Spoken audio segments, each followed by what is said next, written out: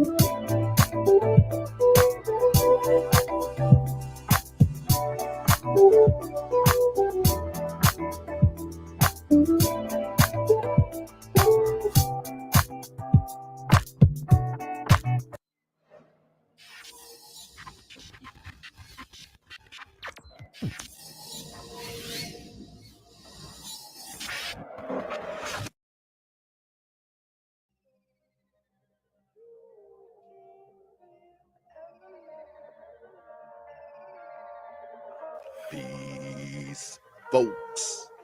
This is X from TPOT Media. Open your mind and wake your black ass up. You know what time it is. Hit that damn like button as you make your way in the door. Grab a seat, settle in, get ready. It's the Grown Man Hour with your host, my man, Bernard Riley.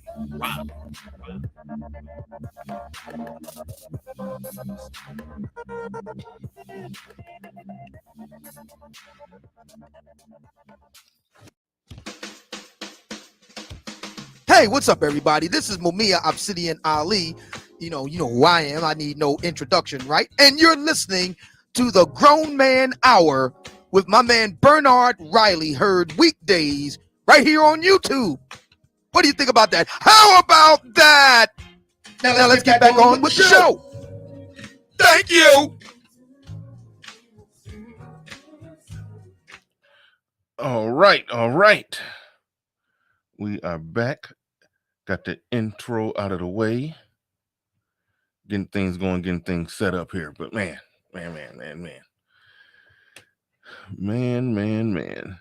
This is a good one. What we're going to be talking about here because it sort of speaks to the core of a lot of what we talk about in this space. How often do we hear got to pay the cost to be the boss?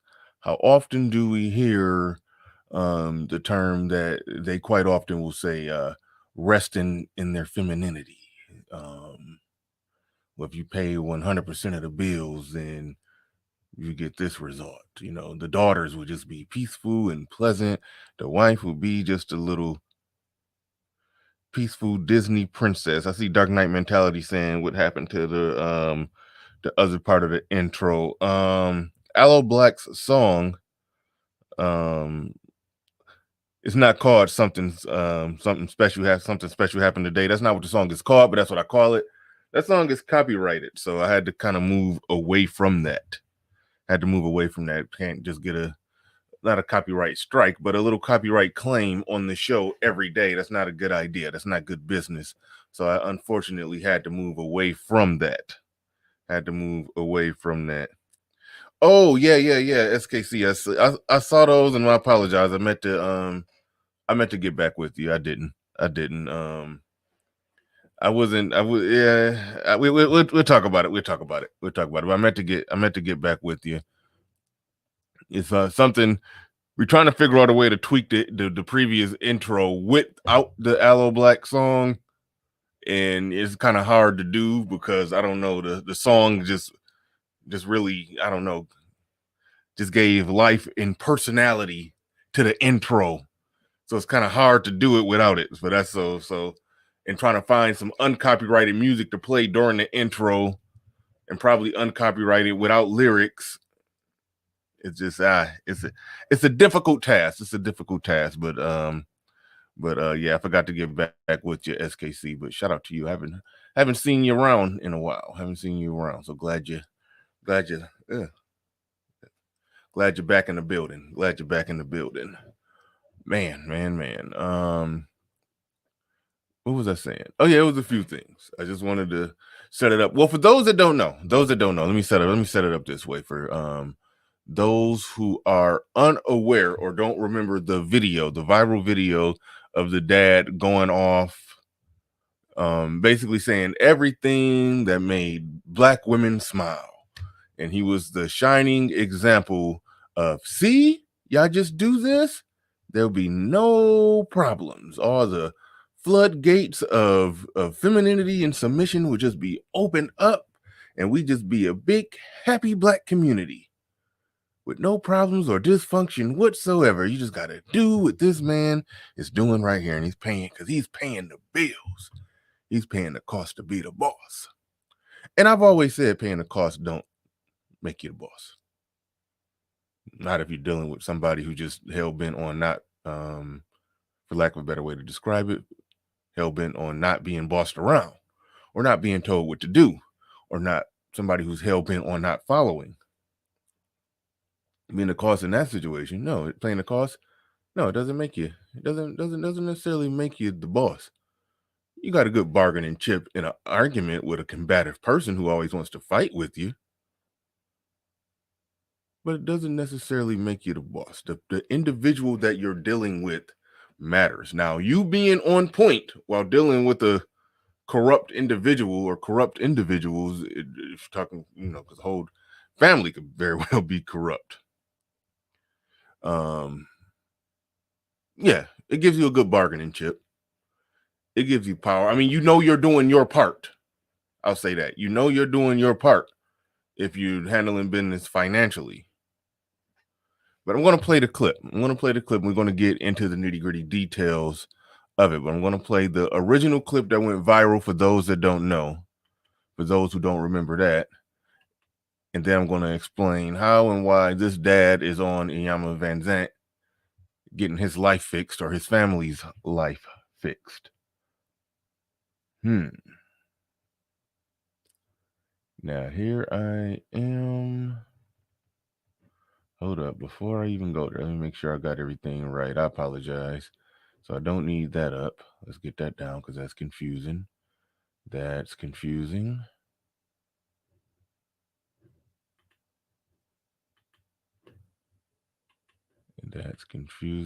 And right there it is. It's on Facebook. Okay, I got the wrong app up. I apologize. Got too many windows open and I can't find what I'm looking for to show you guys, but give me a second. Okay, I got it.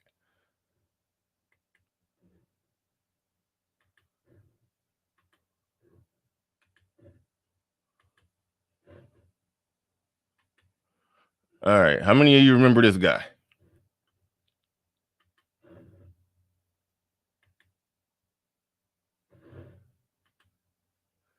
How many of you remember this guy here? I'm going to play the clip so you can hear it all in his own words. What he said, I don't even know if that's a fair quote. I don't know if he says you're not a man if you don't pay your woman's bills. I don't know if he said that, but we're about to find out. We're about to play the clip, about to find out, about to roll the beautiful bean footage. So let's go, let's rock. I want y'all to get the full context of where this all is coming from.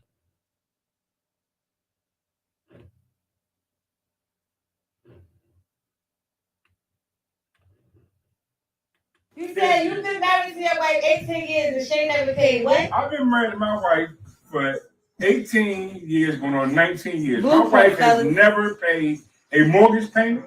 She's never paid a gas bill, electric bill. She's never paid a cable bill. She's never had to pay insurance for her cars.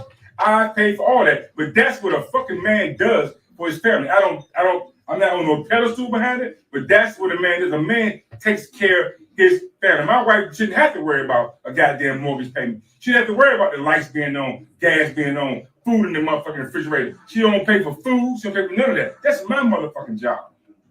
Understand me? You don't have to be on a pedestal to do that shit. That's what a man do, and a man don't brag about this shit. I'm not bragging at all, but that's what a fucking man does. A man that got 8 children and 12 grandchildren. Say it again. Okay. And I've never been under one child support order in my life. And you take care of all of them. You do for And I do for all my kids. Whenever they need me, all they gotta do is call their daddy. And I'm right there. So if you meet a motherfucking nigga that can't treat you the way your father treats you, you don't need that mouthfucker. Hello, you fucking back. Full set, goddamn it. Okay. Full set. Say that shit, MG. Mouthful set. Say that. That's what I'm talking about. Why you need a know, let motherfucker? it go. Why do you need a motherfucker that can't do for you, can't do more for you than your own father? I set the standard. That's right. Amen. If a nigga can't do more than what your father do for you, you don't fucking need him. Why you need a man that can't do? If my dad can do that shit, nigga, I don't need you. That's what I tell my Fuck that. girls. If I Your can father do set the it, you need standard. that And motherfucker. a lot of niggas set the standard so fucking low, they fuck their girls up. You set that standard that low, that fucks your girls up. Cause then they go out there and go for any shit. You gotta set that standard fucking high, right here. So she'll be like, I don't want a nigga that's not gonna treat me as good as my father. I can call my dad and I don't give a fuck where I can be on the goddamn moon. Dad, I'm on my motherfucking way. That's right. And y'all know that. Amen. Y'all can be anywhere on this on God's green earth. As long as I'm above goddamn ground. You call me and say, Daddy, help me. Motherfucker, before you drop the goddamn phone, I'm standing right there. What you need, baby? That's a damn I'm like, this is right. why I love my fucking Damn, father. y'all That's got what the that best shit about. father in the world. That's what that shit I'm about. trying to And tell I'm gonna you. tell you again, They it's go not about nowhere, being on the man. fucking pedestal. He just- It's not about being on the pedestal. It's not about somebody telling you how good you are. Because here's the thing. I don't need a motherfucker to tell me I'm doing what I'm supposed to do. Understand me? They talk about women that take care of their kids and they know dad there and all that type of shit. Put the woman on the pedestal for doing your fucking job as a goddamn man. But when I do this, when I do what I'm supposed to do, nigga, you ain't gotta praise me to do what the fuck I'm supposed to do. I'm supposed to do that. You don't gotta. Oh, he great. No, you don't. I don't need to be on a motherfucking pedestal because I'm doing what the fuck I'm supposed to do for a life I brought into this world. That shit crazy. It's crazy. Niggas want to get paid because they pay a child support payment. I pay this. You want to be on a motherfucking pedestal because you send a goddamn check, but your kid don't never fucking see you. A goddamn check don't go to the basketball game. A check don't go to the school to see how good you're doing. A check don't help you with goddamn homework, nigga. I gotta say this part right here before I forget. He kind of capping on that last part, and a lot of y'all tripping in the chat, and I'm explaining why y'all tripping. But either way, yeah, somebody called him Derek Jack. What somebody? Oh my goodness! Somebody said Derek Jackson's uncle. No, If he talking about going hard for his offspring, that's different.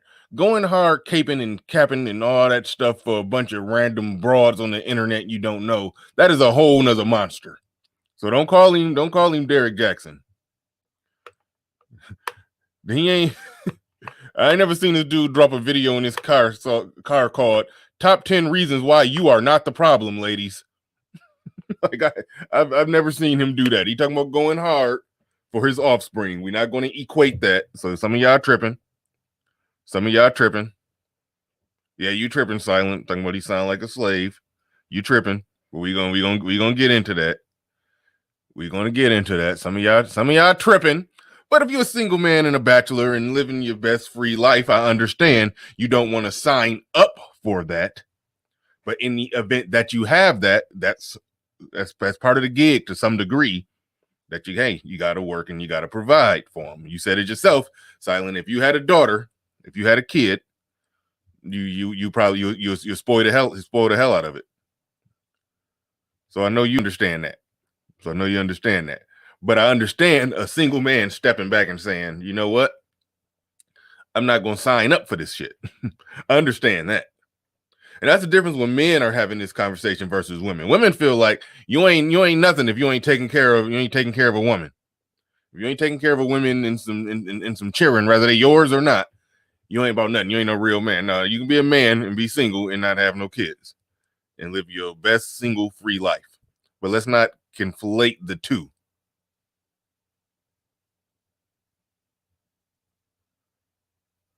Golden Eagle says, but he's equating paying child support probably as taking care of your kids.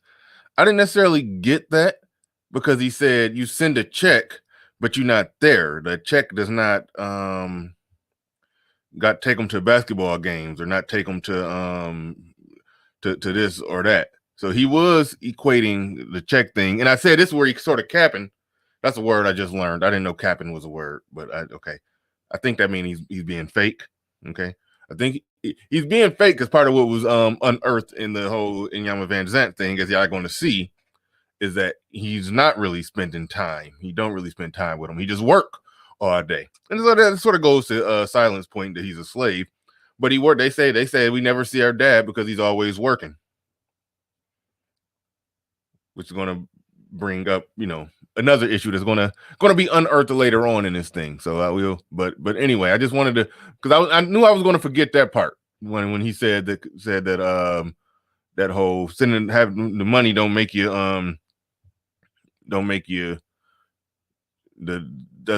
equate to you being at the football game or this or that. But that was their criticism of him, that he's not doing those things. Well, he's not doing those things because he's working and he's there and he provides financially and he has to work. He has 8 kids. I think he has 3 or 4 by the woman that he's currently married to. Well, not to say currently, the woman that he's married to. I'm not even sure exactly how many he had. He got multiple kids by multiple women, so he works his ass off to make sure he's there for everybody.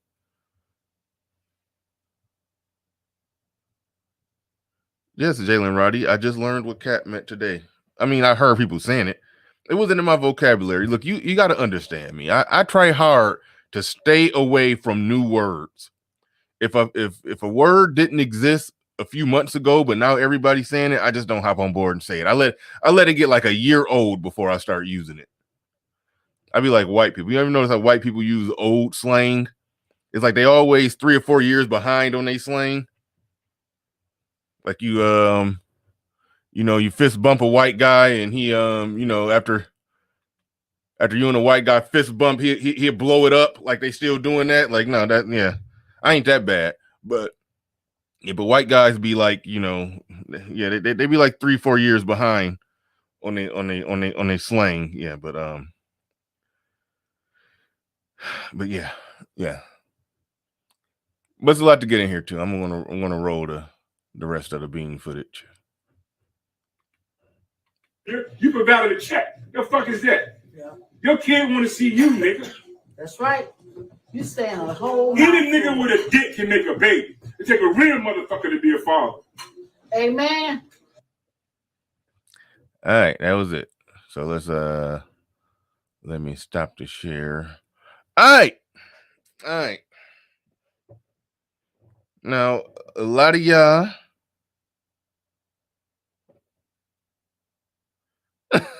New said old slang sounds better than this corny stuff today. And get out of there. Get out of there.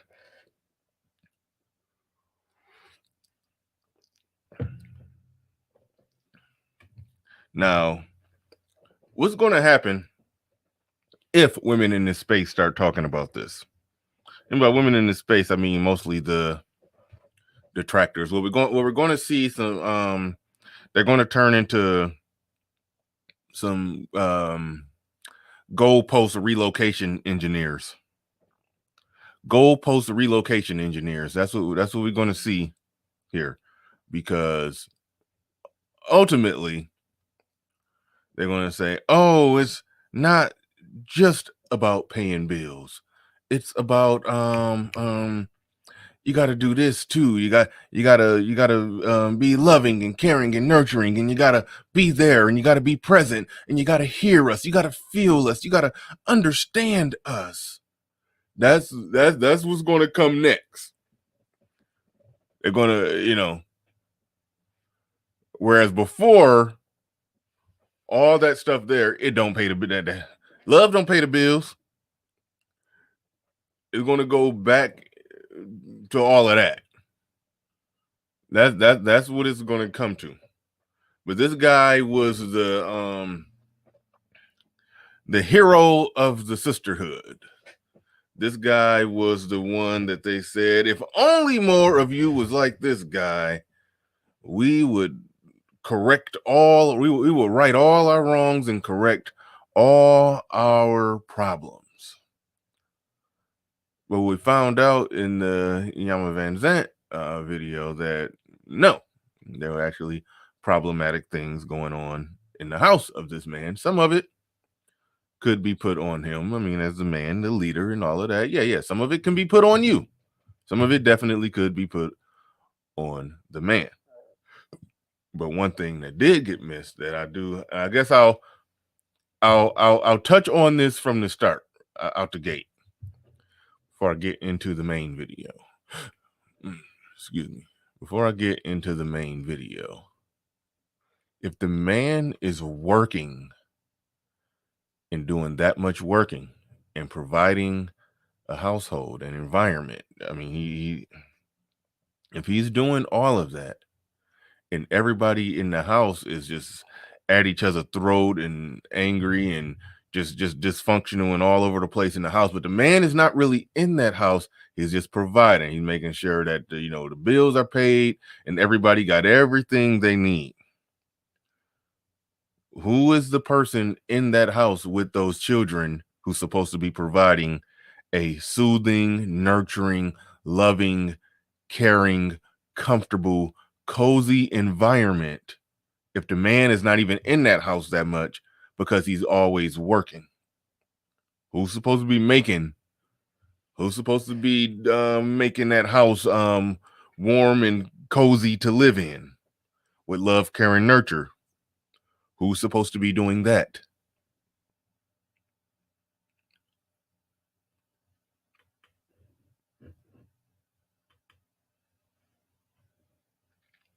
Ding, ding, ding, ding. Stoic one said, mum. Like, do people in Britain say mum like that? Mum. And out of this whole video, this whole documentary, I shouldn't say documentary, this whole little thing that she did here, that was one thing that was left out of it. Yes, the dad is the chief disciplinarian, but we're talking about a house with people in it behaving dysfunctionally, and the man is doing all of the traditional masculine role, and he has to do it at a really high level because he has a lot to take care of. So clearly this man was putting in 12 hours a day, 12-hour days. He wasn't in the house. That's one little known fact that women don't like to acknowledge. You're talking about, well, it was hard raising his daughter. It wasn't the man in the house. It was hard. It was well, traditionally, if men are working 10, 12, 16-hour days, yes, women got to do a lot of raising of children while the man is not there. But the traditional notion and idea of it is that well, I hope nobody sent shout out to Silent for sending the super chat. I hope when I had the Facebook screen up watching that video, nobody sent it. Well, I hope somebody did, but what I'm hoping is nobody sent it and I missed it. That's what I'm hoping. Didn't happen. Make sure y'all hit the like button on the way in. And let me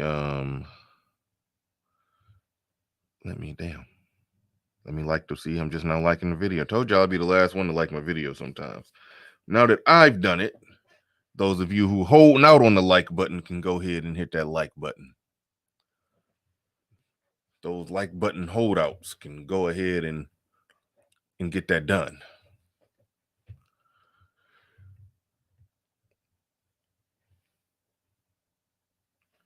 All right, Excalibur. You can't work 12, 16-hour days and still be in the house.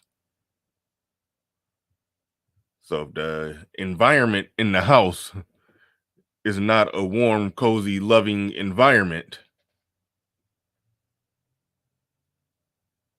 I think more onus needs to be put on that person who's in the house with the kids.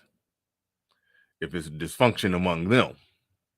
Now, the man does bear some responsibility. When daddy come home, it's like, the sheriff is back in town, it's so yeah, I understand that. And so he got some dysfunction. There was a lot of talk of him being outdated in his methods, but in other arguments, women will say that that's exactly what they want.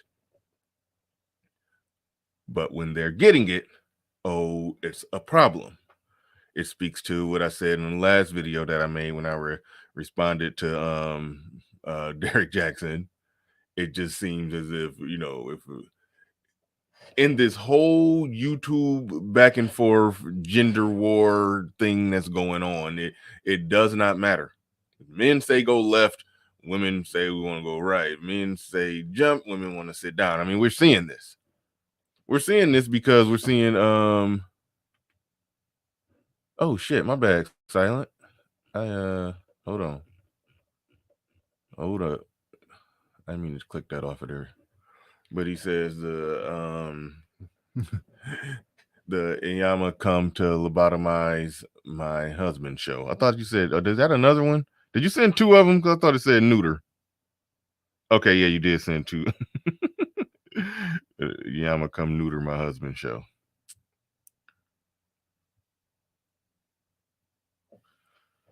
So I'm going to roll some of the tape. I won't roll all of it. I don't even want to get a strike or a claim against the show, but I do want to play some things. There are some highlighted parts that I do want to play of this. And I botched it when I tried this time. I don't got the exact timestamps of the areas that I do want to make sure get played, but I do got to play a lot of this. But I did want to preface it by just talking about the whole pay the cost to be the boss narrative that we hear all the time. Yeah, a man should be productive. You got a family. Yes, you should be providing for your family. All of that goes without saying if you have a family. I'm not talking about your single brothers who wish not to sign up for a family. I'm talking about those that do have families. Yeah, you should be going hard for your family.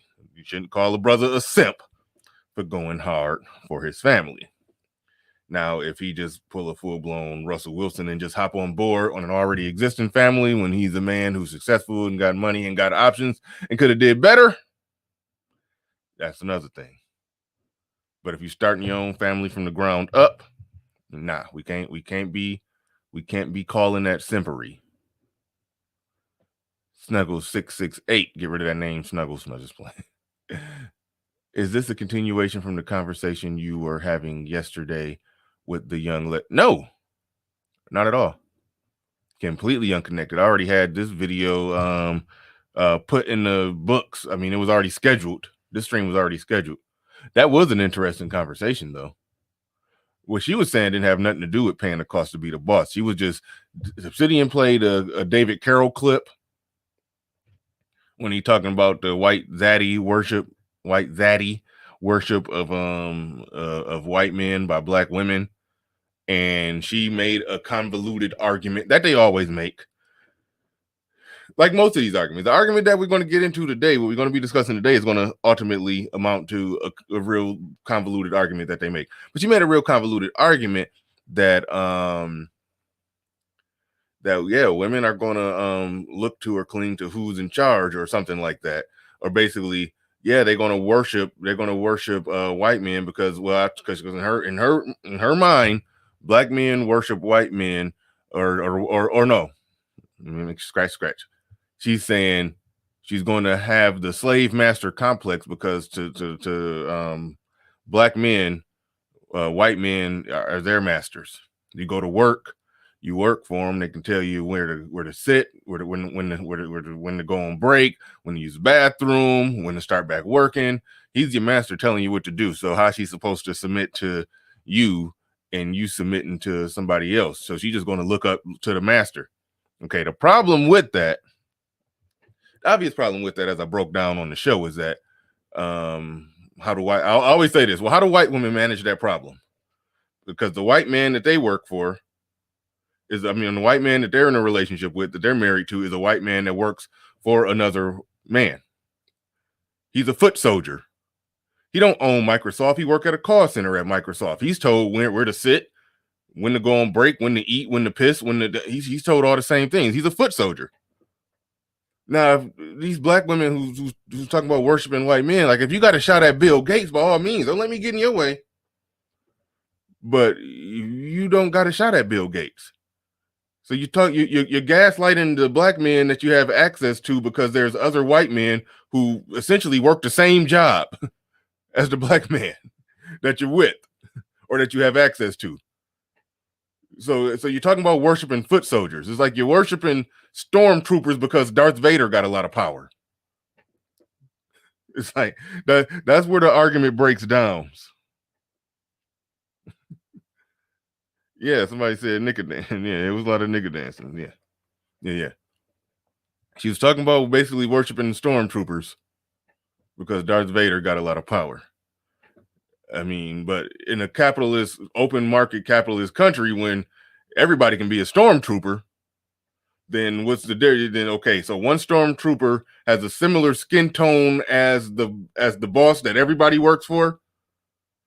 So you're gonna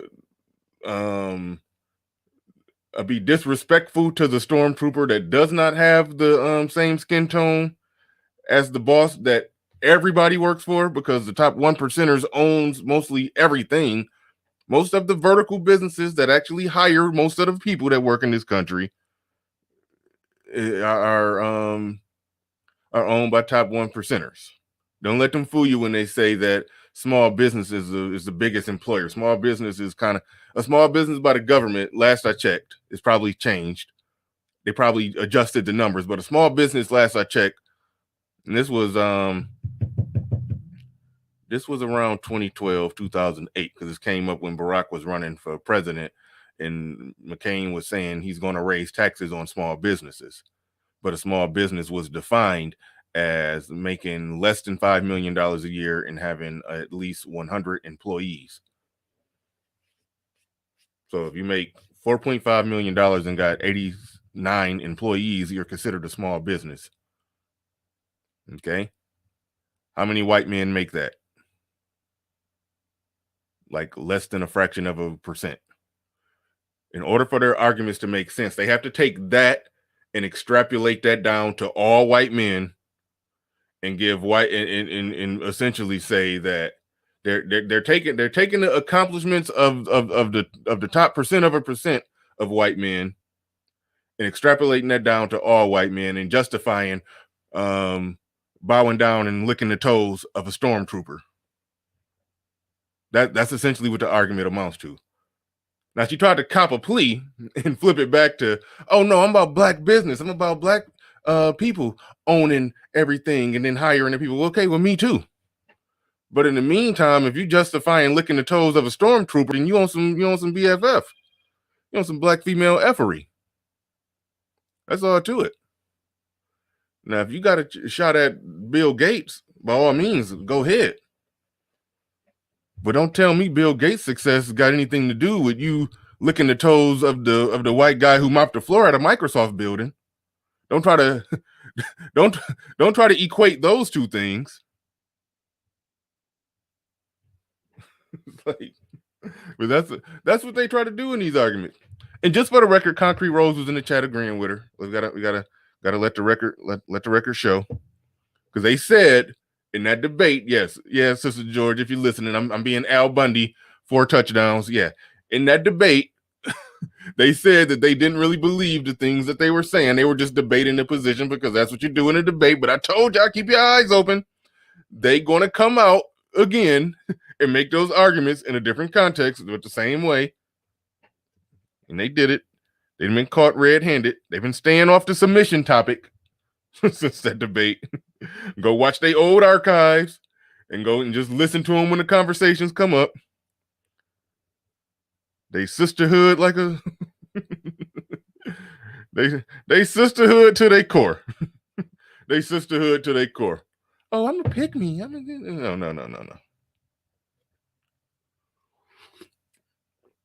But they're fun. They're fun. I like them being in this space. It's fun. It's fun. I like people fighting on the inside. Detractors, but they are detractors. They are detractors. I watched a small little snippet of their conversation with Jessica X, where Jessica X was, toting the party line around here, and they kept giving pushback to the party line. It was funny. Their straddle the fence game is impeccable. I'll give them that. But no, this isn't a continuation of that last conversation. But for those who didn't see that conversation, it was on Obsidian's channel. It was I forgot the name of the chick. She's actually been in here. It's something Kelly. I don't know. Yeah, I blocked her before, and I had to unblock her. I can't remember her name. I once a week go check my block list to see who y'all blocked unjustly, and for some reason y'all blocked her. And I took her off my block list. So y'all need to quit blocking people that I didn't. If I tell you execute order 66 on somebody, go ahead, but don't do that if I don't put in the order. Corner Store Podcast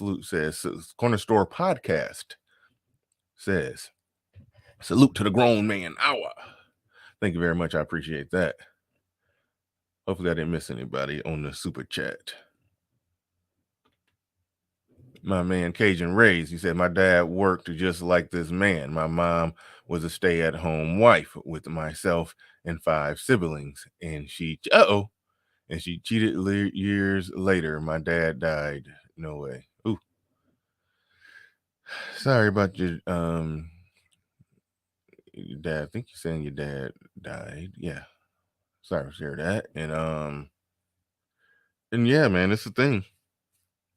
It's a thing that you could be doing all the right things and things still go awry. That's just the reality of the situation. It's really I won't say there's no way around that. I'm not just about to make a full-blown pick better argument, because even with women, when I talked about the whole choose better thing, nobody's going to have a 100% batting average. Nobody's expected to have a 100% batting average. But if somebody has a consistent track record, of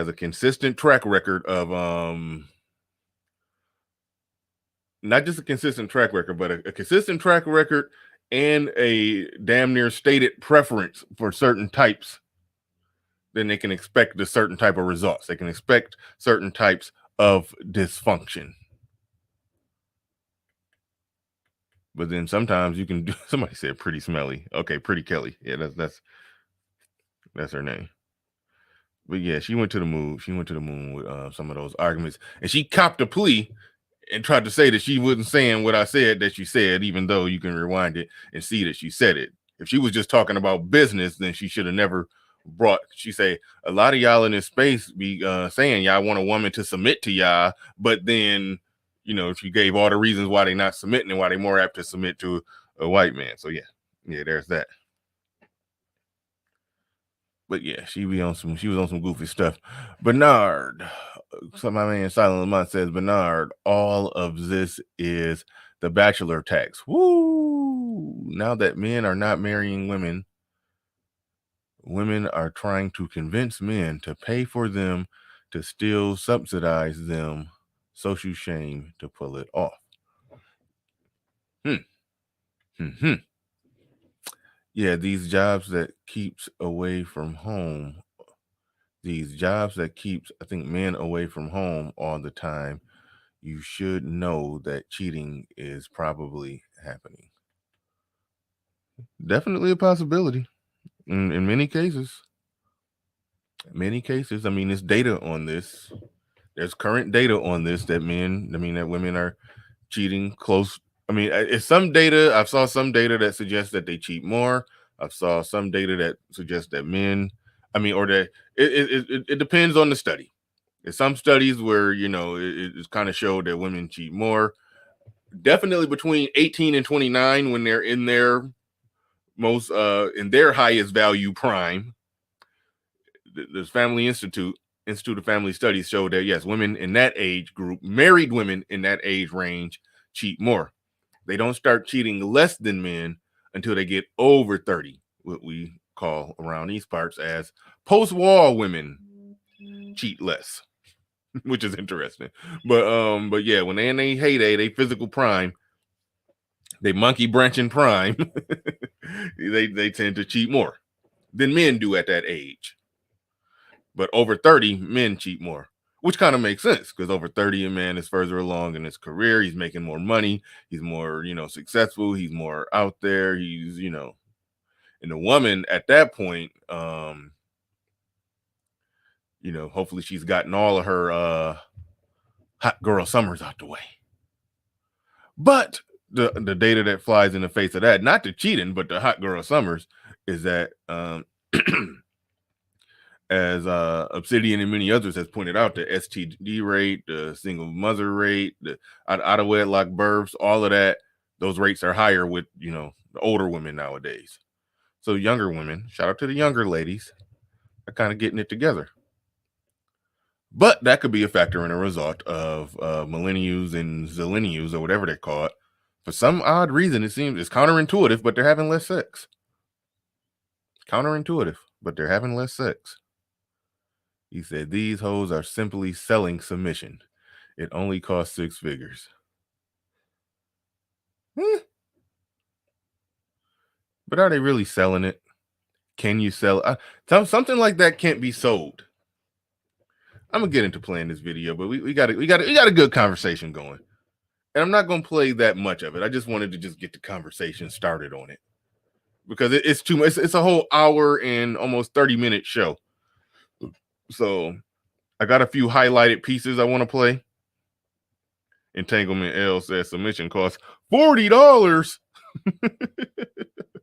I still can't believe it costs $40. Well, actually, no, I did figure that out. The $40 came from I think Game Changer was overseas, and somebody asked him to ask 2 chicks how much it costs. And then he said that it was $40. And then that's where the $40 came from. I think that's where the $40 came from, if I'm not mistaken. But $40 around here is cheap. You paying $40 around here. That chick, she walked up to you scratching. She had on some dirty, droopy drawers and in one sock. Just walked up to you. She looked like one of the women in when they went there to when Ice-T and everybody went there to try to take back the Carter, bring down the Carter. She walked up to you looking like one of them chicks that was walking around there in New Jack City. It cost $40. She was looking like Pookie's girl. I was prom queen. Like, now you ain't nothing but the prom fiend. That's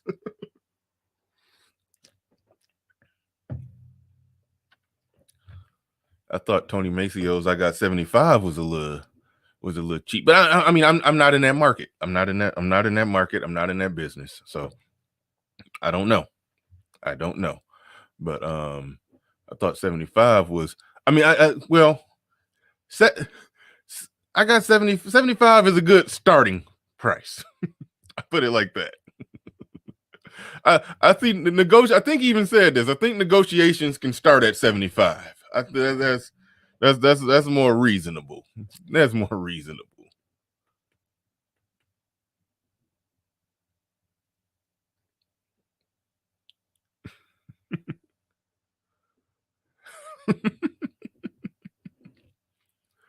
Oh man. All right, here we go. I've been married to my wife for 18 years, going on 19 years. My wife has never paid a mortgage payment.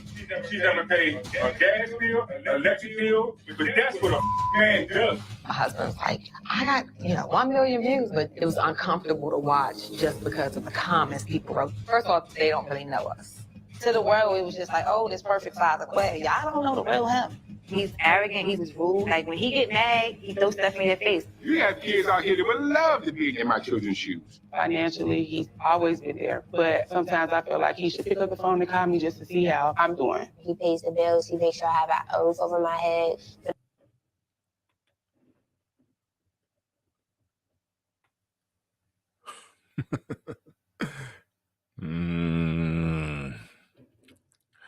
Raiden, God of Thunder. That's funny. Y'all with them YouTube names be funny. We just need to make women abide by the golden rule of capitalism. He who has the gold makes the rule. But see, they will turn around and say, yeah, but the white man has the gold, so the white man makes the rule. Even though the white man that actually got the gold, are rich, successful, top 1% white men that I don't have access to, but I'm about to use that argument to justify licking the toes of the dishwasher at Applebee's. Because the guy that owns Applebee's is a billionaire. Shout out to Pretty Kelly in that bad argument she made on Obsidian that she tried to cop a plea when I picked it apart.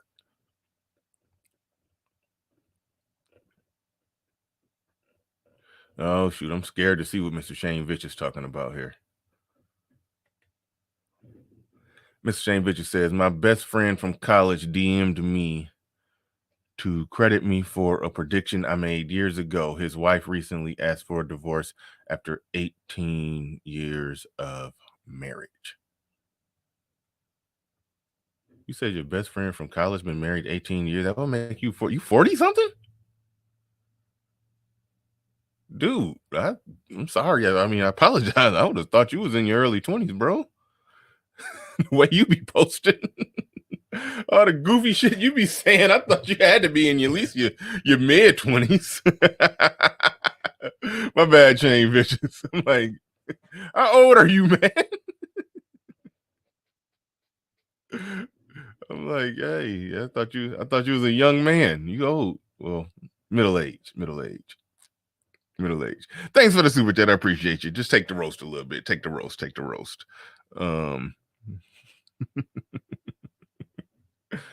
But yeah, but no, to your friend though, yeah, that's unfortunate. That's unfortunate, I try to listen. I find myself consistently in a pickle. I do. Because, as a father raising my sons, I understand the importance of it. Black people don't get better outcomes unless something changes in the realm of fatherhood and something can change. Other than men going and fighting like hell for custody, paying thousands of dollars, other than laws getting changed, which I think, you can tweak them here and there, but they're not changing that much. Like, look at all the people that want abortion to be illegal. And they got the numbers in the court. Shout out to MOT on that one. Shane Vitcher said he's 41. I'm getting out of the things I held in for a long period. All right, I hear you.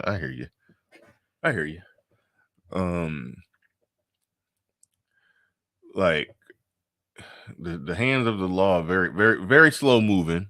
Very slow moving. Not saying that no work should be done on it, but they're very slow moving hands. We understand that. So far be it for us to say in our lifetime a major needle will be moved on the laws. And then there's the culture side of it that I talk about all the time, which is more important than the laws, because the cultural change comes before the legal change, because a government that's elected by the people usually never just pulls out their nuts and just changes a law against the will of the majority. That never happens. So whether you like it or not, for better or worse, we dictate the laws. And that's why I feel like what we do here is important, because we are changing the hearts and minds of a lot of people. Shout out to Kevin Samuels on a much larger stage than all of us right now. Is changing the hearts and minds of a lot of people, taking over a whole share of a market that was dominated in a certain way. So unless hearts and minds are changed, I don't see laws moving in that direction. I don't see it. You can say whatever you want about gay people, how they lobbied, how they paid money, how they did this, how they did that. Barack Obama did not come out on record. And this is one thing that everybody missed. And I was watching it close. I was watching it really, really close. Everybody missed. They want to say that what gay people did to move the needle on their issues. No. Barack didn't come out in favor of gay marriage. He was against it. If they asked him, he said he was against it when it was 49% of the country. 49% of the country for it, 51% of the country against it. Barack was against.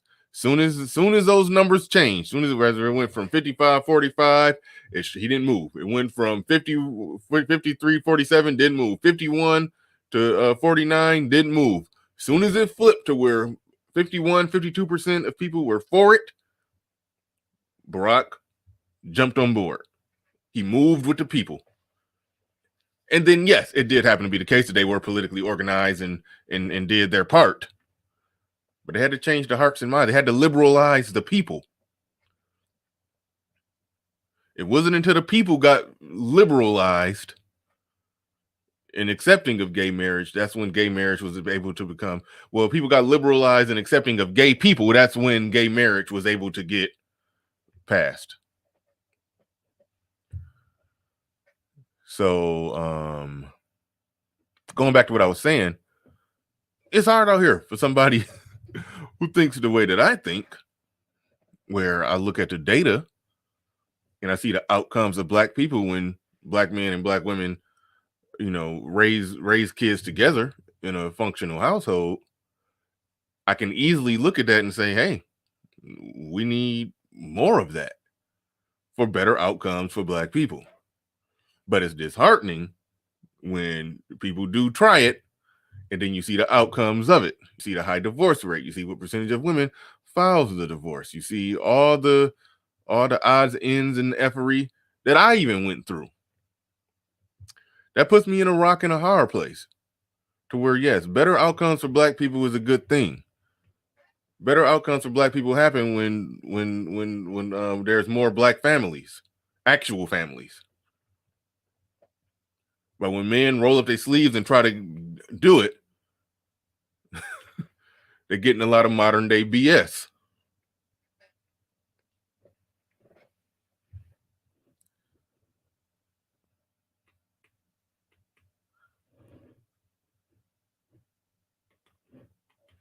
But it's not like I have a connection with my dad. This is a story of a father who was accused of airing the laundry of his mind, and in this family, there is a particularly volatile relationship with issues that are common to many black men, and that's the relationship between a father and his son. Respect for my father. It's not like I lost it because it really hasn't been that strong in the first place. 6th grade after we got into the fight, that's the first fight of 3. They could fight each other to the point that they could kill each other. For that part of the work, I've invited my colleague and friend, Dr. Steve Ferry, to share his mastery of working with men and boys. You said you coachable, right? Yes. So if you're coaching your father, he will be getting benched by now. That relationship is just one of the many issues that needs to be washed and rinsed. You know you can't with me. If we don't get a point of resolution, that our family's gonna fall apart. I can't remember good times, and I don't trust you with my heart. I need you to let me go. I am Yamla Van Zandt. All right.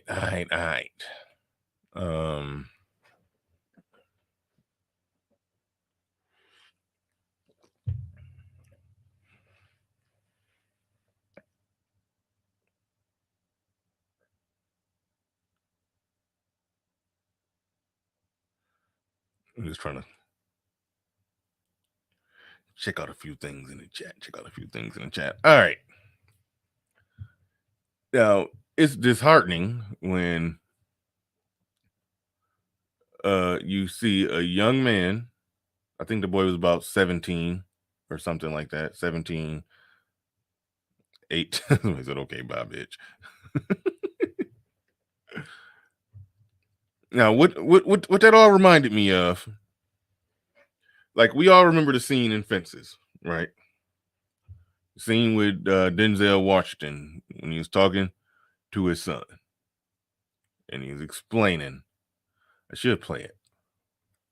I should play the scene in Fences because we looked at that scene, and even though the character in Fences, Denzel Washington, even though he, obviously had his flaws, but hardworking man, did what he was supposed to do. Him and his son relationship wasn't the greatest. They weren't like me and my sons, who we have good times, share a lot of smiles and laughs and all of that stuff. I mean, I'm hard on them when necessary. I will admit that after the divorce, I was real hard on them at one point, but after the divorce, I kind of did get a little soft and eased up because I felt bad, but it's a problem here when a man is being a man and doing everything that a man is supposed to do, and kids don't respect him. And it got to the point where his teenage son, where I'm not going to play every detail of it, but they had to, where in pursuit of his respect in the house that he paid for everything for, that they acknowledge that he's a good provider, he had to go, fist the cuffs a few times with his son as the son was getting older and everything. And one cold, hard, brutal part of reality, and this goes to another thing where we're getting just super liberalized, is that happens sometimes. We can't pretend like we don't understand that kind of thing happens. Where a boy might be feeling himself, he might, I ain't got to listen to you, and he raised up on his dad, and hey, the stuff happens. I remember, me and my brother, we got, it was my brother and my stepdad, they got into it, and my stepdad pushed my brother, and my brother like squared up, was ready to go, and I had my brother's back, so we both like 17, 16, like it was about to go down. Now my stepdad, like I said, he's a construction worker, he was a hard-working provider, all of the whole works. But I do feel like he was an antagonizing jackass. And I can still say that. He still is. But he wasn't 100% completely 100% in the wrong. He just was a jackass. But, it's, and a lot of people have stories of fathers who were strong, masculine in the lives of their children, raising their family, where the boy raised up and said some stuff that he wasn't supposed to say, and then shit went down, and that happens. So I don't know if it turns into a situation where, again, a man who's doing everything that they say that the man is supposed to do, he got to do all of that while tiptoeing around the house. I mean, not that he's supposed to be some tyrant, some violent tyrant, just bullying everybody and just walking around backslapping everybody. But yes, that man who's working 12, 16 hours a day, yes, he should be able to come home. And if y'all was hell on wheels for the 12 hours he wouldn't there, yeah, y'all can tiptoe for the remaining 2 hours before bedtime. Like that's where I'm at with that. That's where I'm at with that. Now, one thing, it's so much here. It's so much here. And I don't even got the good version of this up that shows exactly what I want to see. What I want to show you. Damn it.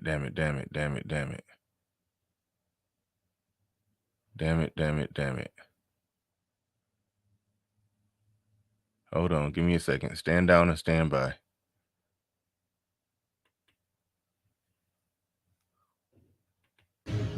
She was coming for me. She was hitting below the belt. Bitch, crackhead ass. Why y'all trying to pop off? Y'all bitches ain't gonna do.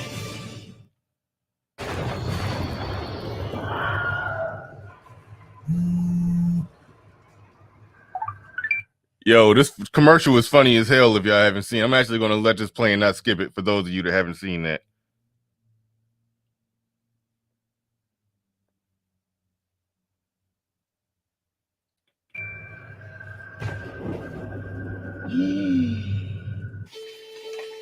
Satan? Hi. 2020. Please, call me 2020. I've been feeling so alone. I keep waiting for you, but you never come. Is this in my head? I don't know what to think. He knelt to the ground and pulled out a ring and said, "Marry me, Juliet. You never have to be alone. I love you, and that's all I really know. I talked to your dad, hoping out a white dress. It's a love story." I just don't want this year to end.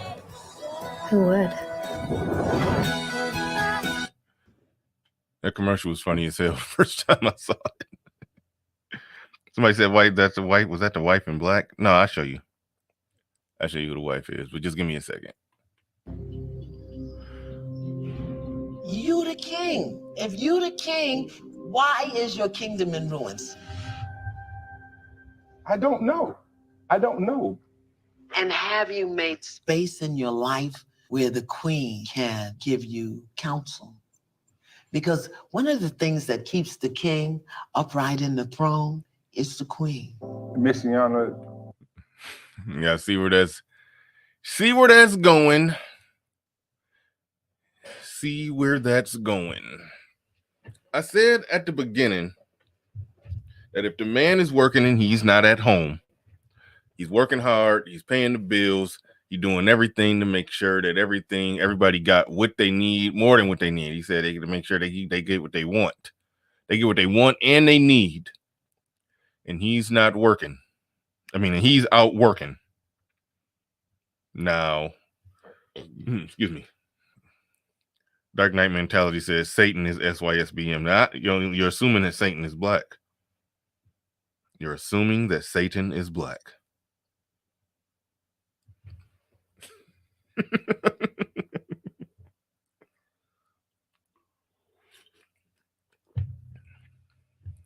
But damn it, what was I saying? You threw me off of that saying Satan is SYSBM. Somebody said he's not the king, he's the jack. Ooh. I gotta rewind it so I can remember.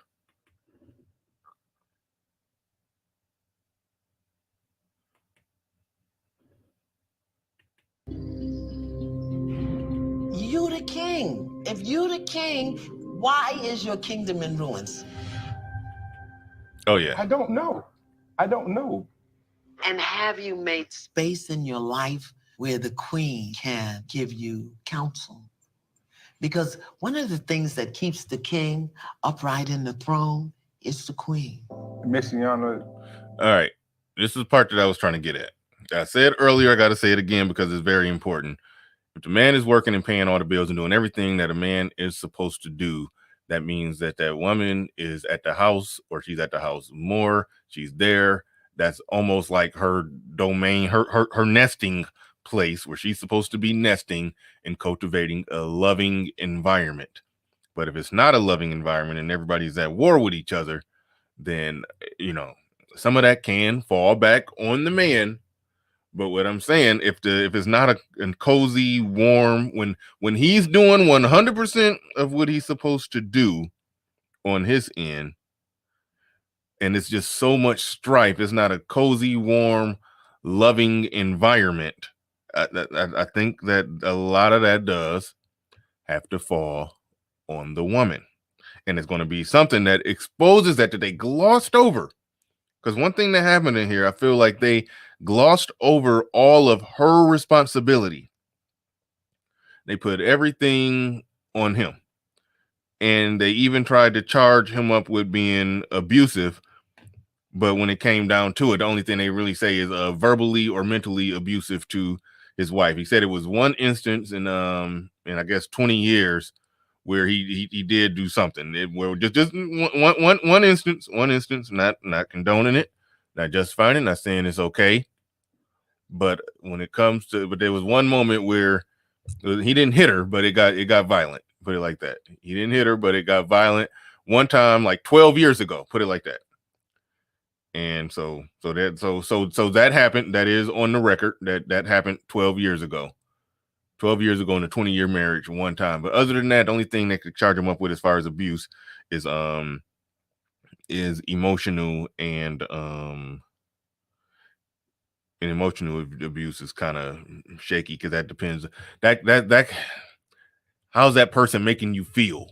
You know, emotional abuse. I'm no expert. I'm just looking at this. I'm just speaking as a man, just from a manhood standpoint. You know, somebody who was married 13 years, had a family, currently raising boys right now. That's the only perspective I'm speaking on this. There are some professionals that got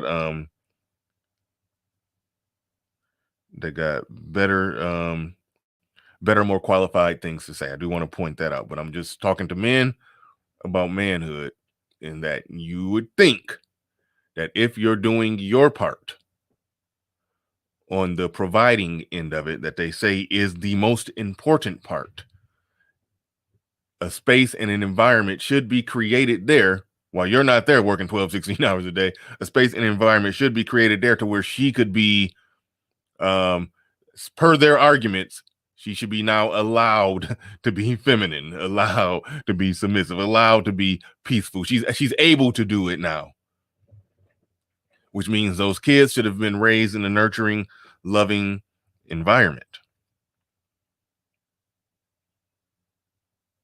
So if it's all that strife and back and forth and everything within the house, then I think you do got to look at. I think a lot of that does fall on the woman, and I do feel like that was completely overlooked. Let me say this about my wife.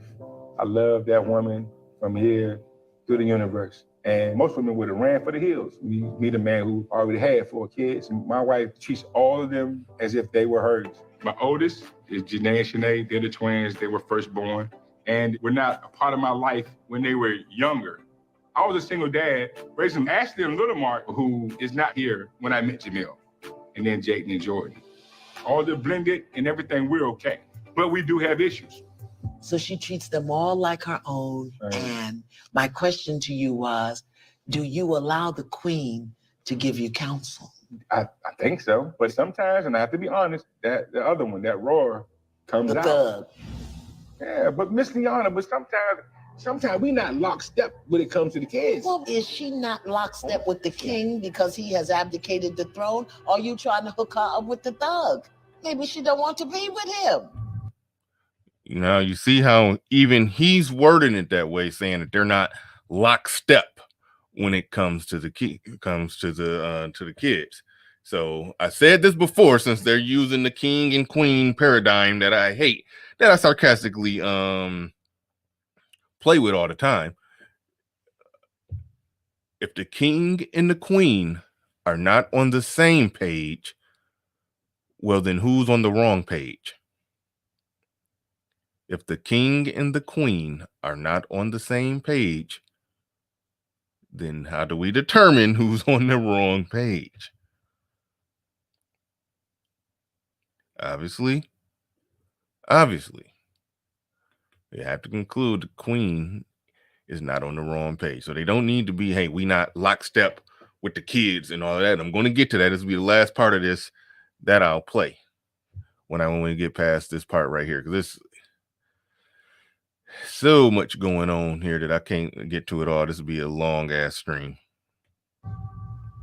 But your kingdom is in ruins, and you've got to be willing to do some other things. I need to get it back. How do I get it back? They're grown. I mean, my youngest right now is 17. Is that to give you counsel?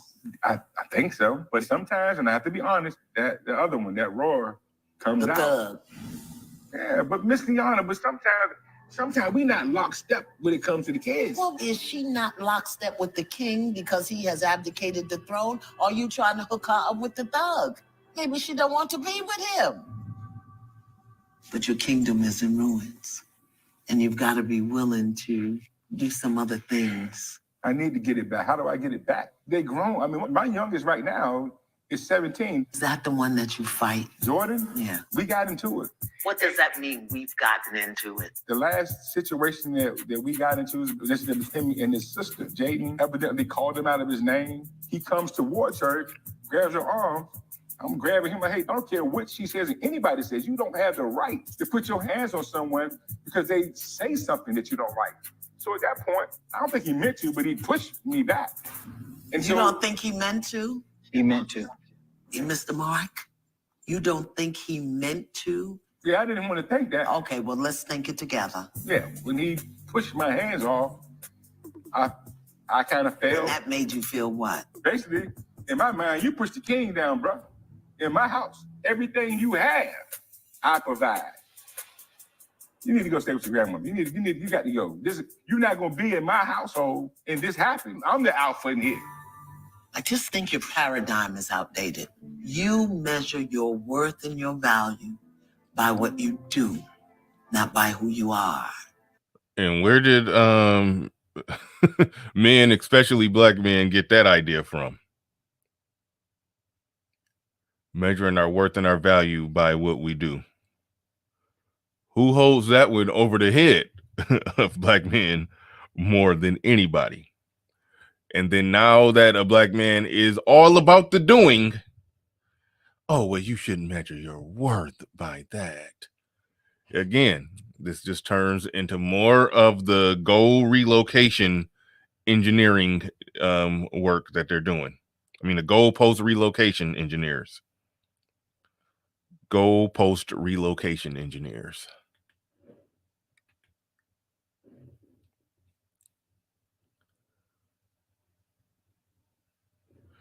Mr. Shane Vitchett says the thing he needs to do is not get therapy from her. Well, that's why she do got the other guy there, the man that talked to him. And when they had a conversation, it actually was a solid conversation. It was solid. Someone saying in the chat, the kids need discipline, but the wife needs compassion. He's overly aggressive with everyone, including the women who brings emotional balance to the family. Wrong move. He's over aggressive with the women. I think the only one that we got true evidence that he's been over aggressive with is maybe the son, and that's for the most part, kind of normal. You know, you should be, you know, hard on your son. You should push your son. So there's that. I don't think there's much evidence of him being over aggressive with the daughters. There is a part that I skipped when they said everything is transactional, where he operates from the perspective of, hey, I'm doing this for you. I did this for you. Then I shouldn't have to deal with this. I shouldn't have to tolerate that. You know, so you need to go do this because I did this. And then they're having a problem with that, saying that that's transactional. But I mean, I'm looking at it as if he's paying for everything and he's calling shots, he should be able to call some shots and they should be able to do it. I mean, he's gone most of the day working.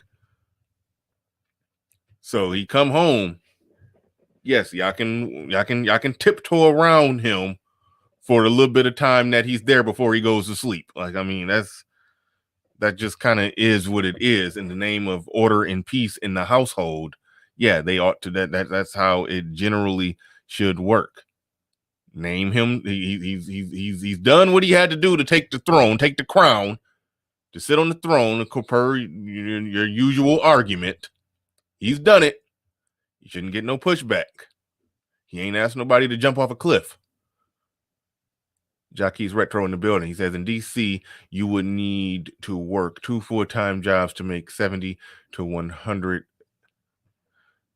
an hour to do what he's talking about. Yeah, I don't know nothing about that. Yeah, those of you that live in cities where the cost of living is so high to where people be saying 85,000 is broke. I heard somebody say that 80,000 is broke. Like that's, yeah, I don't understand that one. But I've lived in a smaller town. I like to live, you know, I like to be able to drive to a big city, but I never wanted to live in one. I like one to be somewhat close by. You know, get in the car, drive an hour and go hang out, you know, but no, I don't care to live in one. I really don't. It just be too much traffic and nowhere to park. That is annoying to me.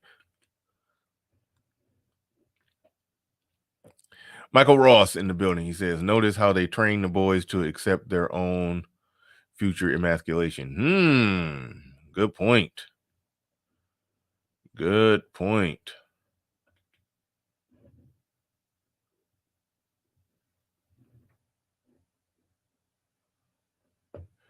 Tyler Lamont said, this is why I tell your brothers all of this conversation with women is just going to leave you open to sounding like her when you talk. Well, it depends on what type of guy you are, what type of man you are.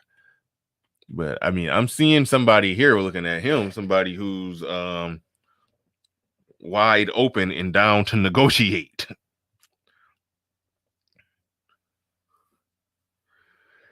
Now, there's some things that was unearthed here where he kind of was on some tyrant stuff. But I mean, after all, does paying the cost to be the boss matter or do it not?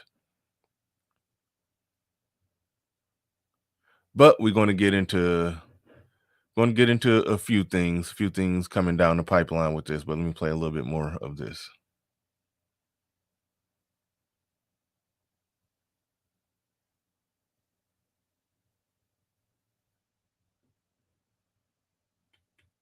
And what that says to me is deep down up underneath there may be some insecurities or inadequacies that need to be resolved. I can't do that for you, but I got a friend who can. Come go with me. I'm like not the best at this. And push and feel it? What the hell? Wow. Oh, that is really cool. You guys don't understand. I'm trying to can't skip it. Wait a minute. It's like the easiest thing I've ever done. I think they're applying fake eyelashes. Dr. Steve. What up, sis? I think they were applying fake eyelashes in that commercial. But let me see.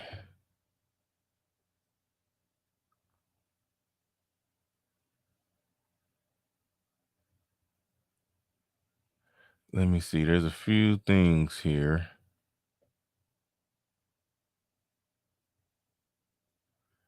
You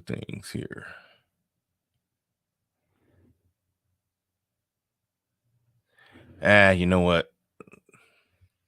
Nope, that's not gonna work. Hey, we got 400 people in here, 400 people in the building, 226 on the likes. So y'all are actually doing good on the likes. I appreciate that.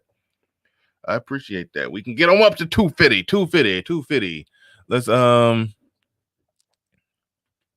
gotta stop the screen share so I can pull up something else real quick. Dang, I gotta clean that out.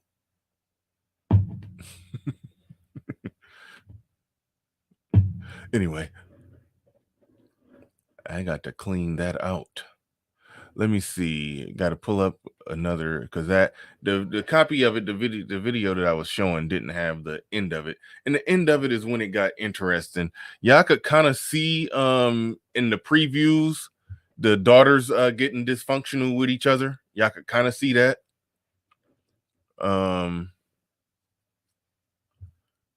And so I don't got to necessarily play that part. Yeah, I just got to know that it was some dysfunction between the daughters and how they got along with each other, how they related to each other. And that just speaks back to something that I said as far as, you know, just the overall dysfunction in a household. That overall dysfunction. Oh, shoot. Where is this at? Okay, there we go. It's the overall dysfunction in the household where the dad is at work. And it will make you wonder the time when he comes home, is this authority challenged when he gets home? And we're going to find out that, yes, it is. And we're going to find out why it is challenged. We're going to find out exactly why. And we're going to look at, notice, and observe the fact that this part, one of the more important parts, was overlooked. Completely 100% overlooked by Iyama and her whole little staff. Very important part was overlooked here.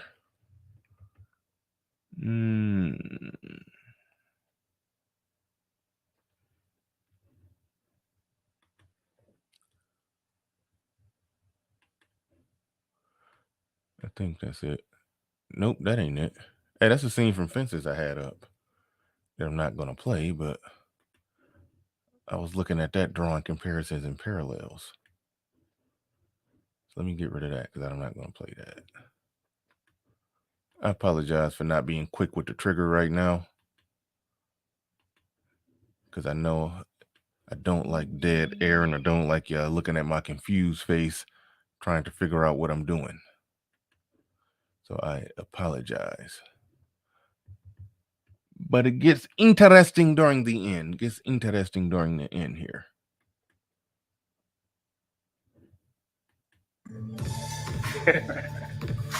Oh, they hugged it out. Hey there, it's Ryan Reynolds, owner of Mint Mobile. It's the holidays, and that means it's wireless promo season. Right now, the big wireless So that's good. They hugged it out, but we're gonna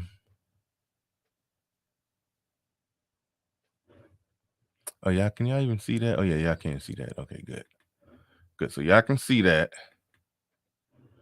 Man, there's so much here that I just don't got time to get into, because it's like I can't do it justice. I would have to play too much of it and just risk them completely saying the hell with your stream, nigga. They just take my stream down. But it's an important part that I got to find. Trying to find when the husband and wife were both sitting there together. Yeah, I need you to think this one through. Just pause. Ready, all right? Just pause. Mr. Mark. Sorry. Man, you know, he's gone to therapy a couple of times, and so it's gotten better. I'm like, okay, it's going to get... Understandings, revelations. I think when I was working on my questions, it forced me to think about what the purpose of my marriage was in the beginning, and are we able to pivot in Listening are required for a complete conversation. I was having a conversation with Miss Jamil, and the conversation that I asked Miss Jamil was, are you an abused woman? Tell him what you told me. Yes, I am. Tell him how you're abused. Verbally and emotionally. I've demonstrated to the kids that it's acceptable to be disrespected. And I think about our daughters and their relationships and how protective we are about them when they're in relationships with people that don't treat them well. Remember what she said, I've demonstrated to the kids that it's okay to be disrespected. Remember, she's saying that from the victim standpoint because she's been disrespected. Okay, now let's play ball. And it makes me wonder how I could tell them not to be in that kind of relationship when I stay. Your children and you do not effectively communicate your emotions. The thing you go to is rage. When it hurts, rage. Confused, rage. Disrespected, rage. What else do you want to say about that? So I had some homework. I had to come up with feelings about staying married, where I feel fatigued, weak, overwhelmed, and stagnant. I'm tired of fighting, and I want a life of peace. I can't remember good times, and I don't trust you with my heart. So, Mr. Mark, what I would ask you is, what have you heard? Doesn't matter what she said. What I want to know is, what have you heard? Take a beat. I've heard that my wife is in pain since I've been here and starting to understand that all the things that I thought I was doing right, that I wasn't. And I'm not trying to make an excuse that I didn't have the tools to do those things. Because as a man, you find those things. You seek out help. But I ask you to forgive me. For what? For taking your heart for granted. I do love you with everything I have. I know how much you love me and how much you care about this family, our family, and you deserve everything that God has on this green earth to give you. And I'm going to be a better husband to you. It hurts when you break. All right, y'all cut out all the cringing on that part. So it must hurt when your bones get weaker, right? Wrong. Cut out all the cringing. You know, for me, it was. And here I go again, messing up, because this ain't even really the part that I was trying to get to. But we're going to play with this and we're going to work with this. This wasn't the part I was trying to get to. So like I said, I didn't properly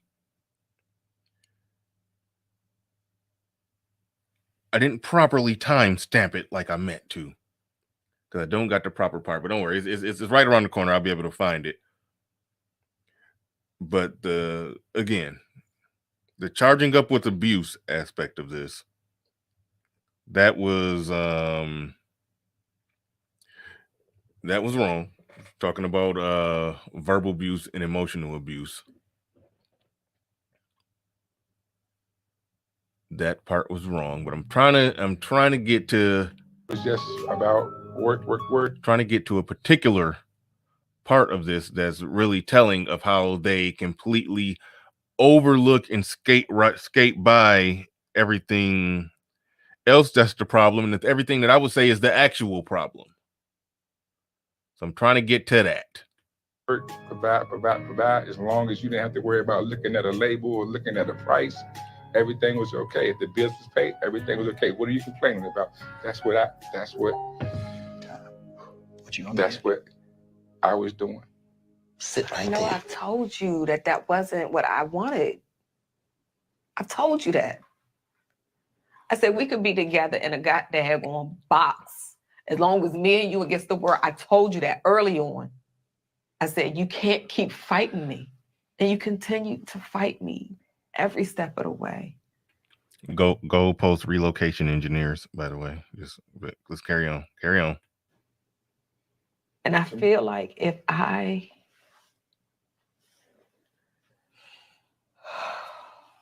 stay, I'm gonna die. Baby, I need you to think this one through. Just pause. Ready, Just pause. Mr. Mark, two things I want to ask you. Are you willing to give up the fight? All of them, on every level. Miss Yana, yes, I'm tired. Are you ready? Because willing and ready ain't the same thing. Some of us are willing, but we ain't ready because we don't think we can do it any other way. I'm ready. Ready to I'm give ready. up the fight. I'm ready. I'm ready. So tell your wife. Sweetheart, my queen, I am ready and willing to give up the fight. Now ask her, what do you need from me? What do you need from me, sweetheart? What's happening? Process. What do you need to share? Nothing. No. Check your body. You in your head making up stuff. I'm not sure that I have the capacity to support you in the way you need me to become the man that you need. What that means is I don't feel like we need to be together. And what do you need from him? I need you to let me go.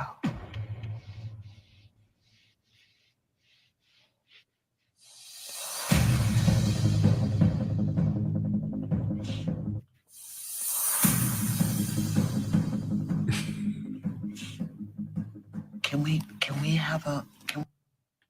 have a 5-minute? Yeah, that was bad right there. That still ain't even the part where I that still ain't the part I wanted to show, but I know y'all probably like that. Y'all probably like, yes, she said the magic words.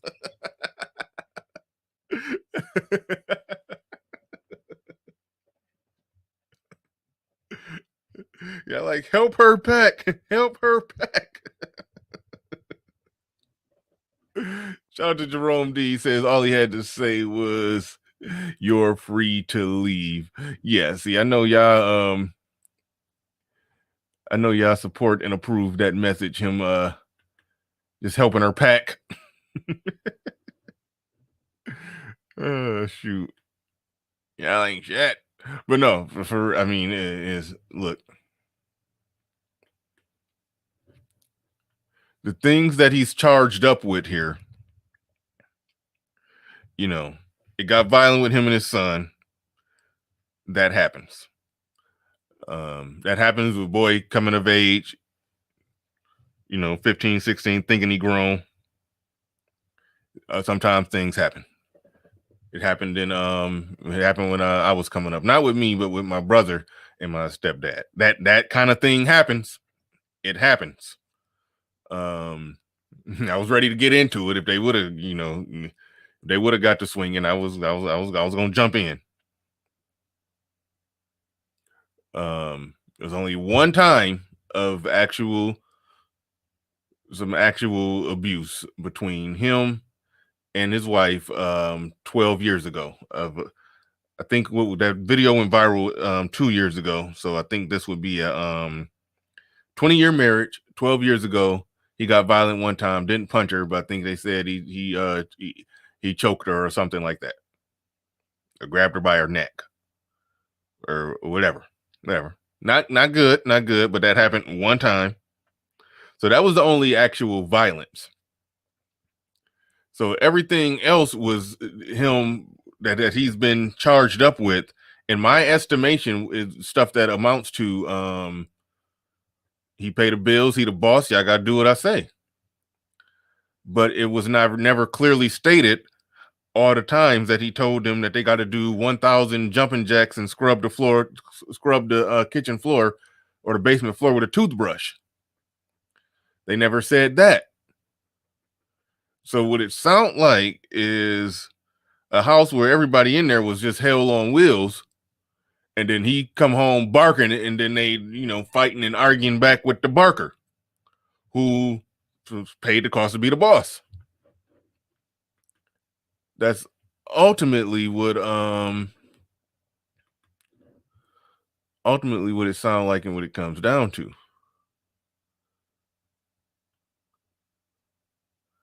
Now, him and his son found some resolution, which is good. I do like to see that. Here's the part that I was looking for. Here it is.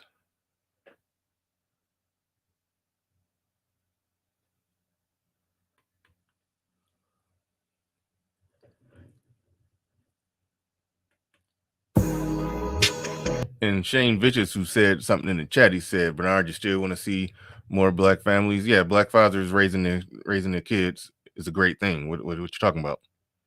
That's still a great thing. But there's a great many landmines in the way. There's a great many landmines in the way of that.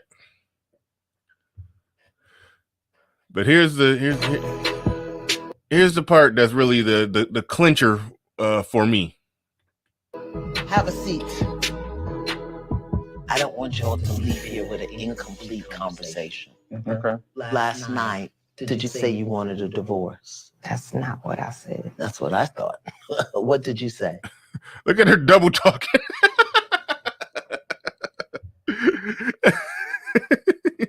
That's the hell you did. You didn't say you didn't enunciate the words "I want a divorce," but you clearly made it clear that your ass wanted out. Shout out to Young Jay. He says she'll work to death, become more obese, and die alone. Ungrateful Strags. Yeah, let me get some super chats out the way before I proceed forward. L. Nixon says, money isn't that important, but I want you to pay me to leave you. Uh-oh. Reminds me of a Cheaters episode when a jobless woman complains he works too much. Oh, yeah. JJ in the building says, after a chick get called out on trying to spend up all the money, they want to leave.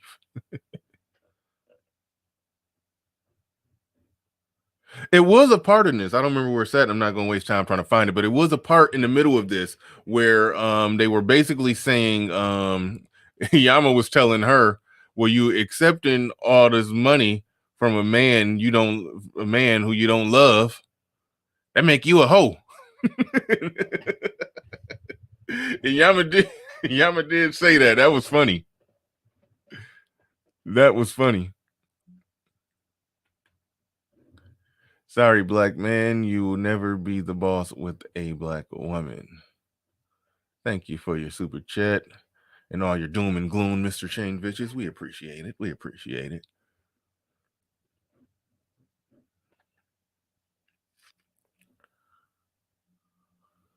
All right, here we go.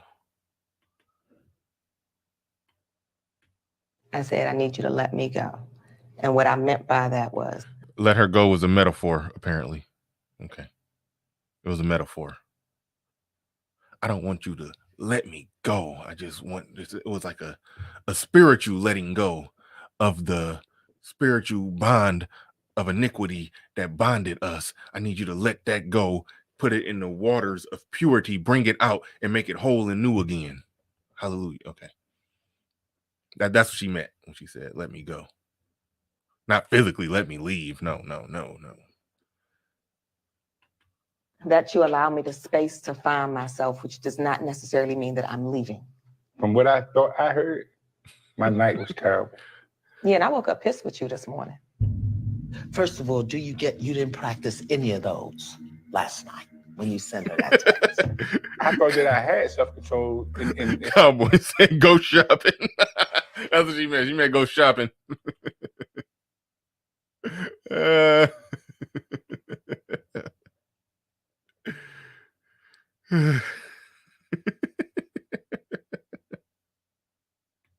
And what I wrote, we didn't keep the promise that we said to each other. No, you made a silent agreement. I won't say this if you don't say that. You didn't want her to be honest. You were out of integrity with me. You were out of integrity with this process. You were out of integrity with yourself. So you want healing and then you withholding information. Honesty is on your thing. She was honest with you. That's why you couldn't hear her. I can take that. Step C Crown. The things you have to do and the way you have to be.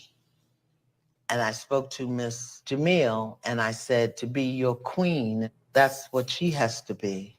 And what did you share with me? I'm not there. It's like you hold me tight. So I just... Shout out to New, says she knows if she leaves, she'll be calling your boy Kevin Samuels and Officer Charles Faulkner Jr. in the building. He says entitlement with a strong sense of overestimating plus depreciation in value. This woman is nuts. Woo! Yeah. Thank you very much for the super chat. I appreciate that. One of these days, y'all gonna see me on here with some glasses on. But I can see. It's just when I stare at a screen for too long, everything gets blurry. I need you to open your hand to allow me that space to grow into that. So my requests are that you're 100% honest about your feelings. That we take the rest of the year to get couples counseling and individual therapy. That we create a plan together on how we run the house. That we work on a friendship between each other and with ourselves. Jerome D says he didn't defend himself and that's why he doesn't get respect. No. See, the thing is, at the house, he do defend himself. They don't like the defense. They don't like, he's on offense at the house and they don't like it. That's what really is going on in my estimation. Now he's trying to step back and see what he got to do to try to fix everything. Right now, I think I need to not be in the room when you're home. She's gonna move out of the bedroom when you're there. Okay. And the biggest ask, I need you to stop raising your voice. Is that fair? Yes, definitely. We can do that. Okay. Now, what would you like to share? It just feels like to me that whenever I call your name, that you instantly get angry, like, hey, Jamil, yes. And other people call you, the girls call, Mama, can you do it? You do it. So I say, hey, Renee, what you want? Okay, because mother will do it for the children. When there's a breakdown between husband and wife can't do it. And both of you have been acting like you're not in breakdown. And you keep moving forward as if everything is okay. It's not. You understand that? Did y'all see how they just skipped over one of the most important parts of all of this?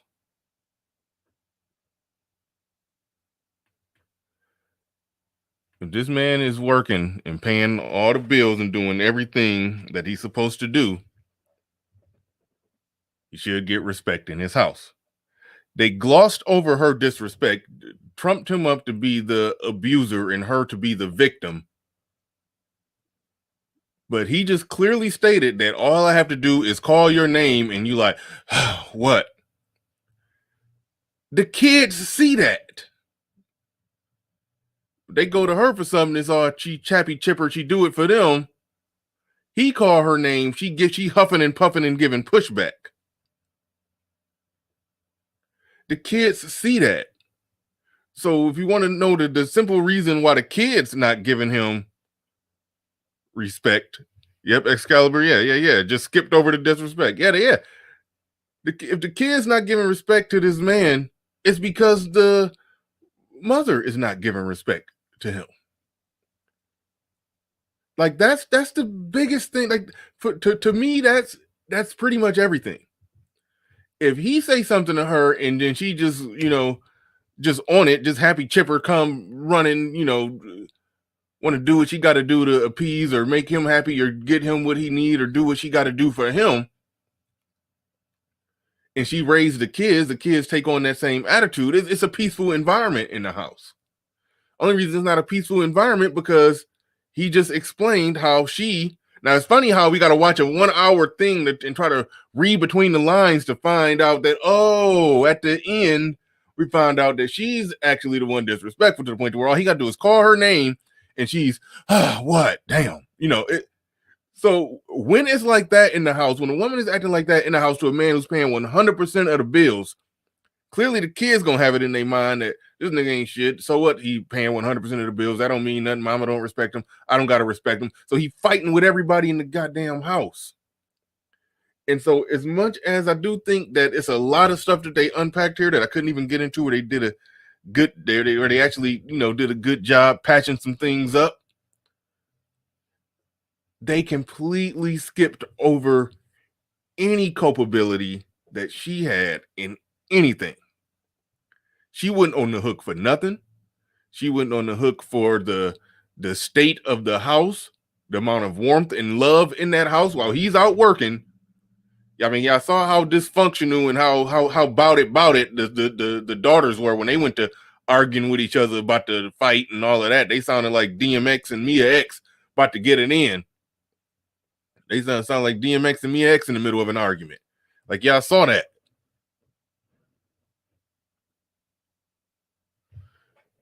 Now, yeah, man is supposed to be, especially a man paying 100% of the bills, pay the cost to be the boss, like they say. Yeah, he's supposed to be able to come home and bark out some orders, right? Paying 100% of the bills is what it takes to get submission, right? But it took all the way to the 1 hour and 15 minute and 21 second mark for them to unearth that she's anything but an agreeable, compliant woman, to where all he got to do is call her name, and she's huffing and puffing and breathing and mad and this or that and arguing back and forth with him. Like, that was that was a very important part of this. That it's clear that she gives him no compliance or very little compliance. And Iyama just skipped right over that. Just wholesale, just skipped right over that.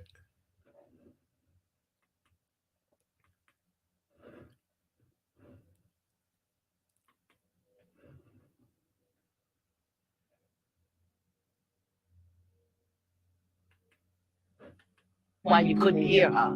I can take that. That's your crown. The things you have to do and the way you have to be. And I spoke to Miss Jamil and I said, to be your queen, that's what she has to be. And what did you share with me? I'm not there. It's like you hold me tight. So I just need you to open your hand to allow me that space to grow into that. So my requests are that you're 100% honest about your feelings. That we take the rest of the year to get couples counseling and individual therapy. That we create a plan together on how we run the house. That we work on a friendship between each other and with ourselves. Right now, I think I need to not be in the room when you're home. She's gonna move out of the bedroom when you're there. Nuruddin, thanks for that super chat. I appreciate that. Said something about a busty Latina or something. Everything, all roads lead back to a busty Latina for Nuruddin. Eagle Eyes in the building. He said he needs to go to the country of Panama. All he need is $40.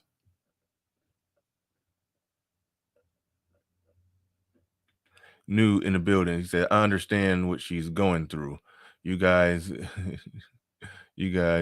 need to bow down. I think you mean bow down to y'all's claims. Provide more and stop yelling. It hurts their feelings. Absolutely, man. I totally 100% agree.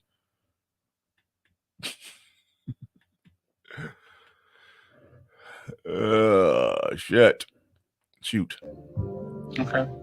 And the biggest ask, I need you to stop raising your voice. Is that fair? Yes, definitely. We can do that. Okay. Now, what would you like to share? It just feels like to me that whenever I call your name, that you instantly get angry, like Hey, Jamil. Yes. And other people call you, the girls call, Mama, can you do it? You do it. Soon I say, hey, Renee, what you want? Okay, because mother will do it for the children. When there's a breakdown between husband and wife can't do it. And both of you have been acting like you're not in breakdown. And you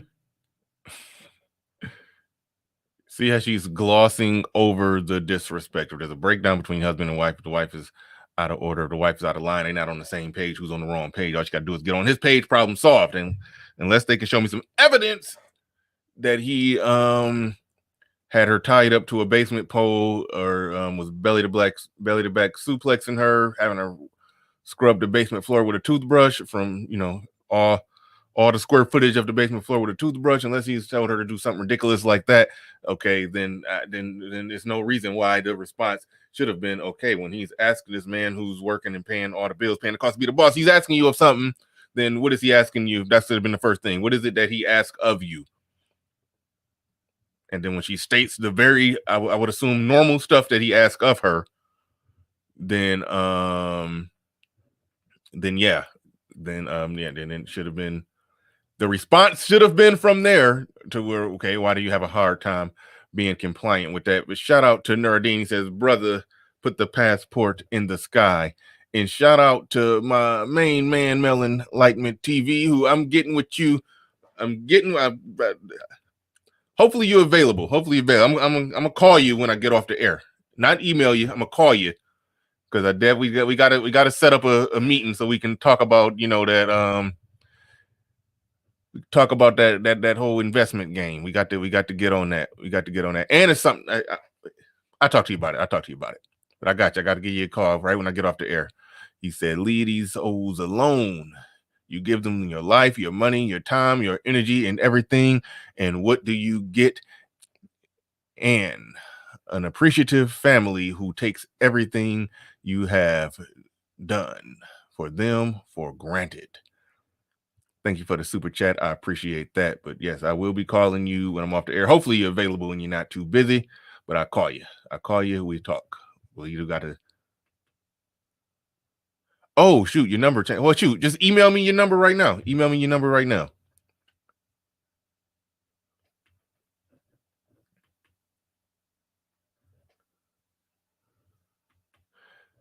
Coach Ali's Corner, he says, imagine if this same scenario would have been done on a network for men.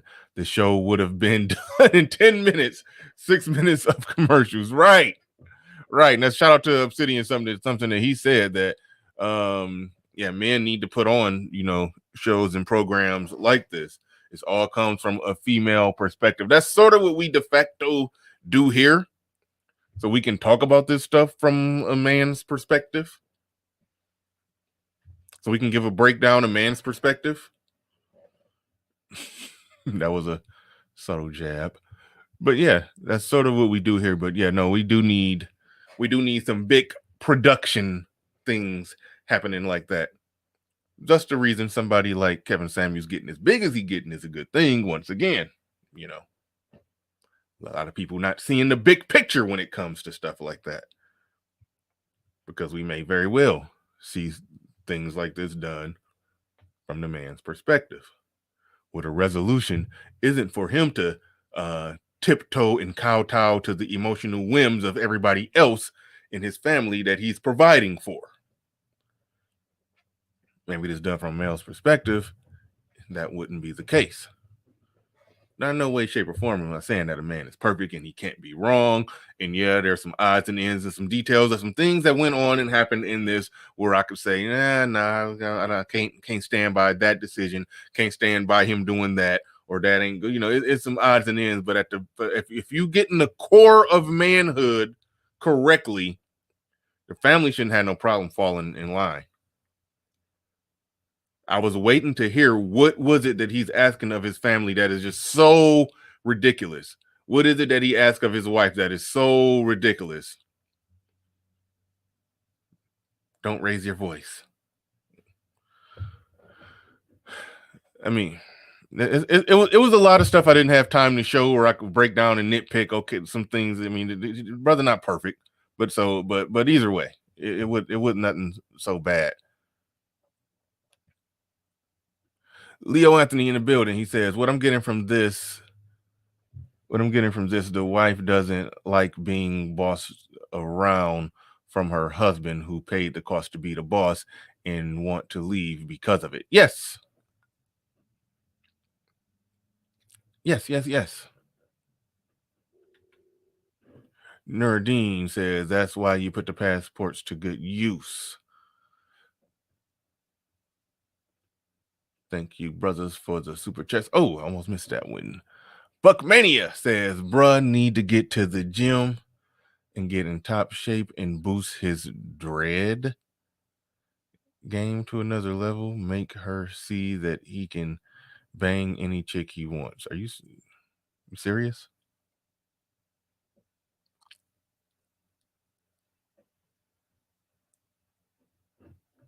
Are you serious?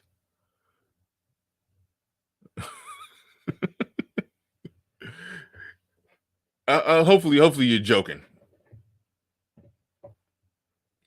Hopefully you're joking.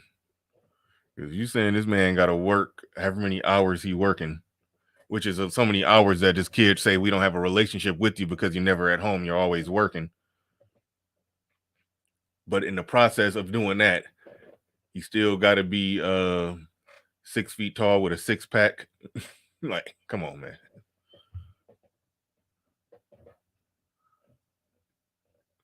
I mean, not to be judging another man's looks, but if I had to just say him versus his wife, I think he's held up better than her. And he older than her. If I'm not mistaken. Well, I think, yeah, he's older than his wife. I think she's still in her 40s and he's in his 50s.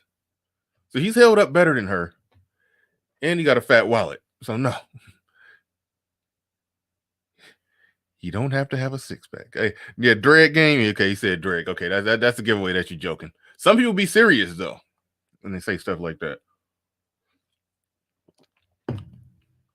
We're almost 2 hours in. So I will open this thing up for commentary. Oh, wait, there's one more part. This, this is just bonus right here. This is bonus. All right, the show is basically over. Y'all got to see this. It was like everything was ending on a good note. Well, I would say kind of a bad note because he just bowed down and he bowed down and kissed the ring. But whatever. So, but everybody, it ended with everybody happy and hugging and so forth and so on. But here is the funny part. His mother was never really included in this.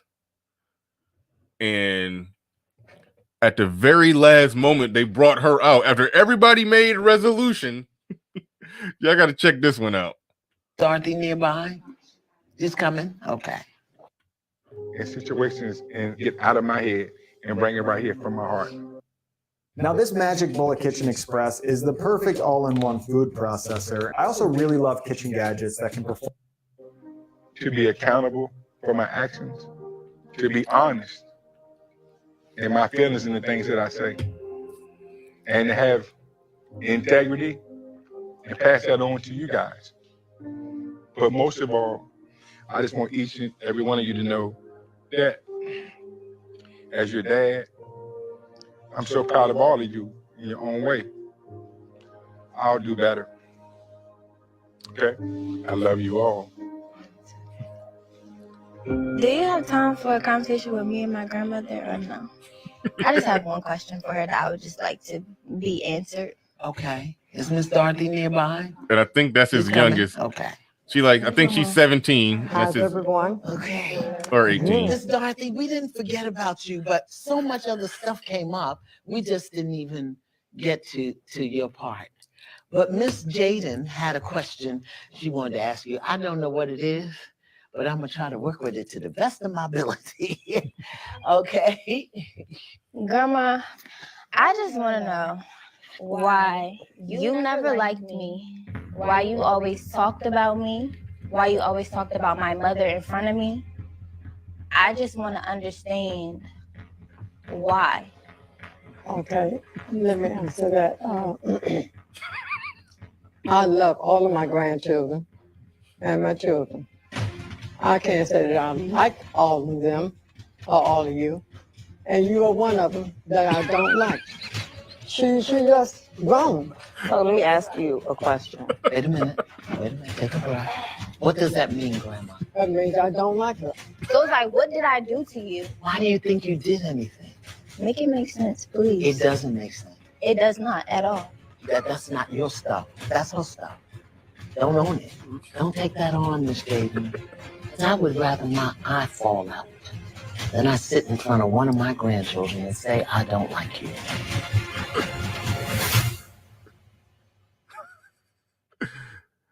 And there it is. There it is. We got down to the bottom of it. Hold on, let me stop this. Hold on. Y'all can't hear that, but I can. Okay. We got down to the bottom of it. Found the root cause of the problem. It's Granny. It's the old mama. There it is. We found the true culprit who started it all. That was Darth Sidious behind the scenes the whole time.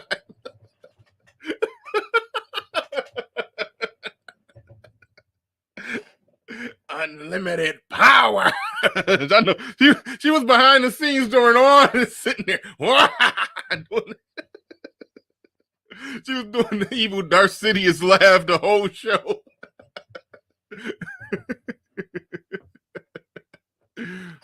Everybody tried to end on a good note. Granny wasn't having it.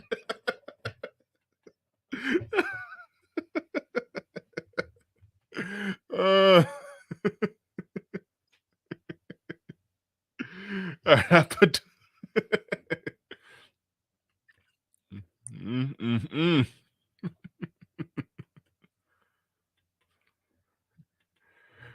All right, Leak is in the chat. I almost forgot about Granny. Almost forgot about Granny. Oh my goodness. She said, we are not ending this thing on a good note. I can't have that. I've been cultivating all this generational hatred for 73 years. And Yama ain't about to come in here and mess up everything that I've built.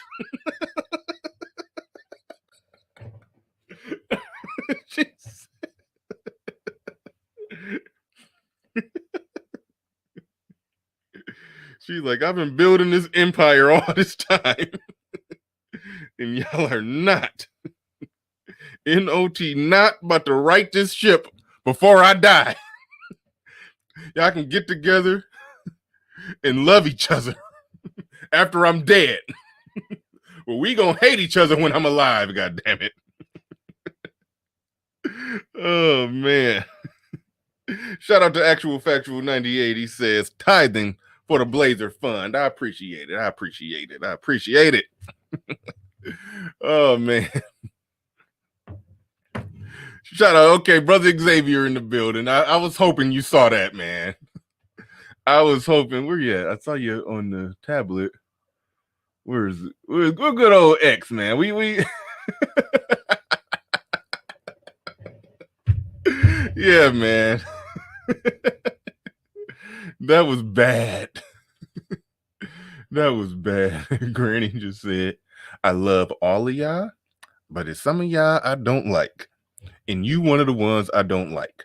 Now keep in mind, let me make this very clear. And I couldn't show y'all the whole thing, otherwise it'd been a 4-hour prison. It was an 1.5 hour long show, plus my commentary and talking to y'all. That it would have been 4 hours long if I went through the whole thing line by line. So I want to make one thing very clear. The that one right there, that daughter, the youngest girl, she was the only one that was nice. Even when the other girls was gouging out each other's eyes and just yelling and rah, rah, rah, sounding like Mia X. And when the little girl walked in the room, the 18, she's 17 or 18. I think she was the 18-year-old. The son was 17. I'm not 100% sure. 17 or 18. He walked in the room And Yama was like, y'all got a problem with this one? It's like, oh no, that's the baby. No, that's we love her. Everybody loved her. Even the son, who seemed respectful, but when he got to talking, he challenged his dad, and I decoded that the reason he was so apt to challenge his dad is because we found out, and Yama glossed over it, that the mom challenges the dad at every turn or every other turn. So it was so even the boy who seemed he carried himself like a well-raised boy, but he still kind of had some back and forth with his dad or whatever. But that's neither here nor there. That's neither here. That was his only problem. The daughter, the youngest daughter, she had no problems.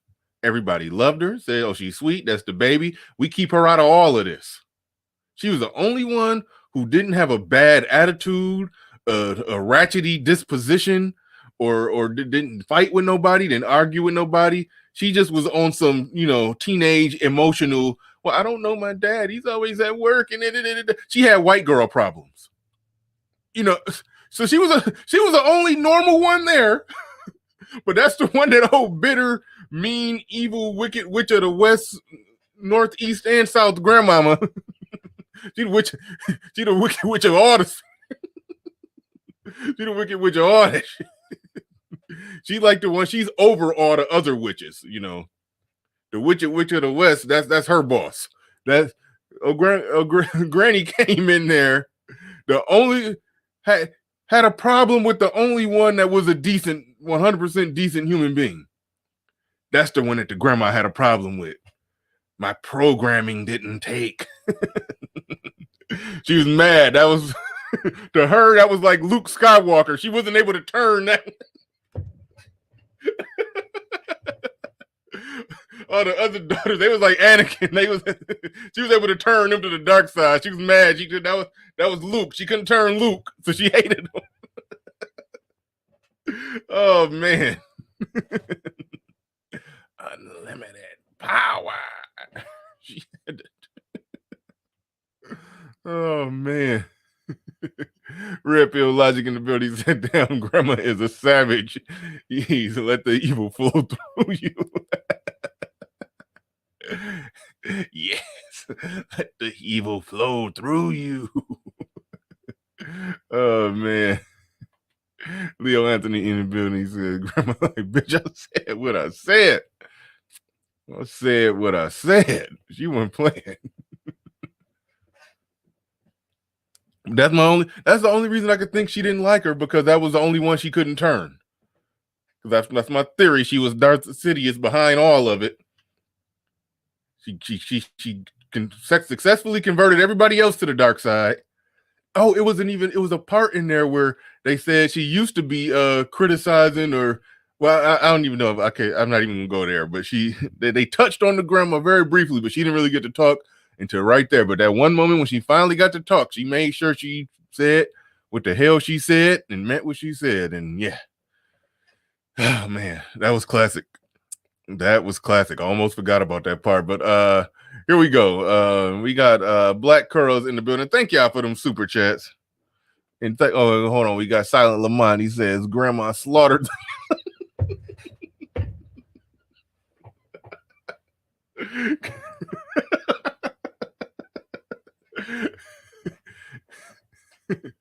Anakin slaughtered the younglings. Oh man. She was behind it all.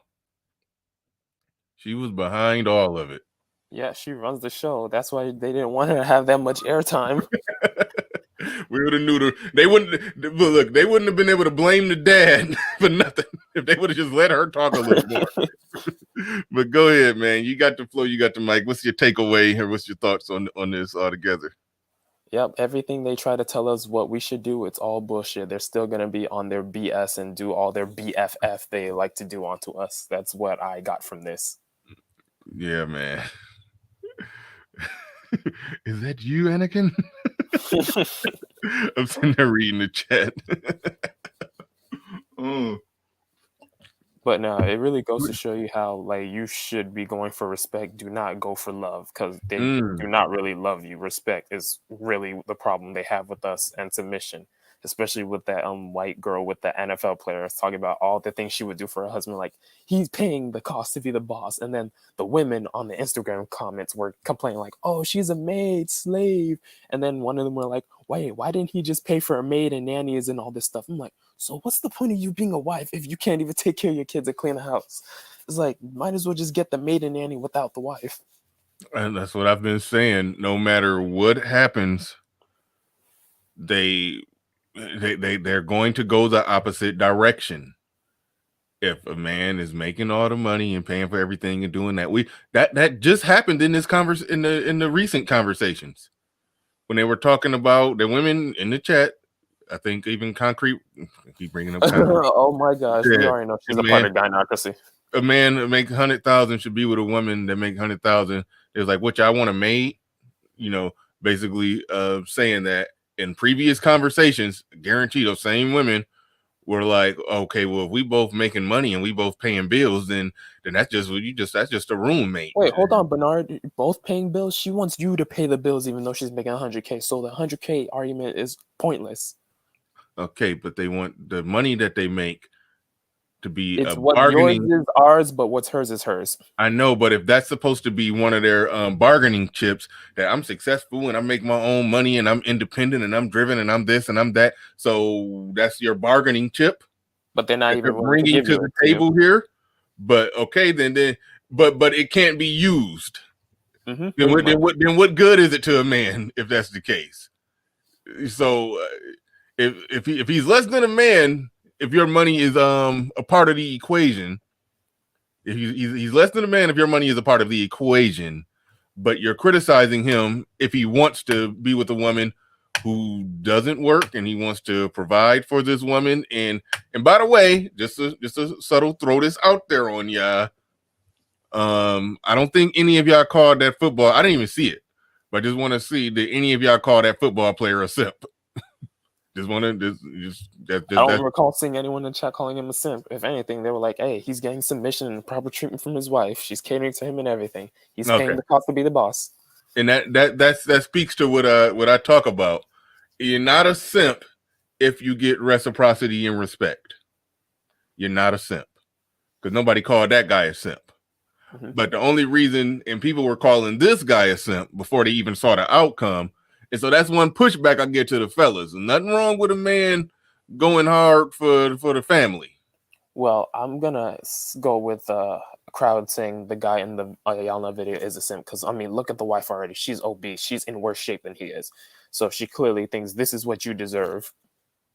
And that's fair too. That's you already mentioned earlier that she clearly, like Ayana, glossed over the blatant disrespect she showed for him.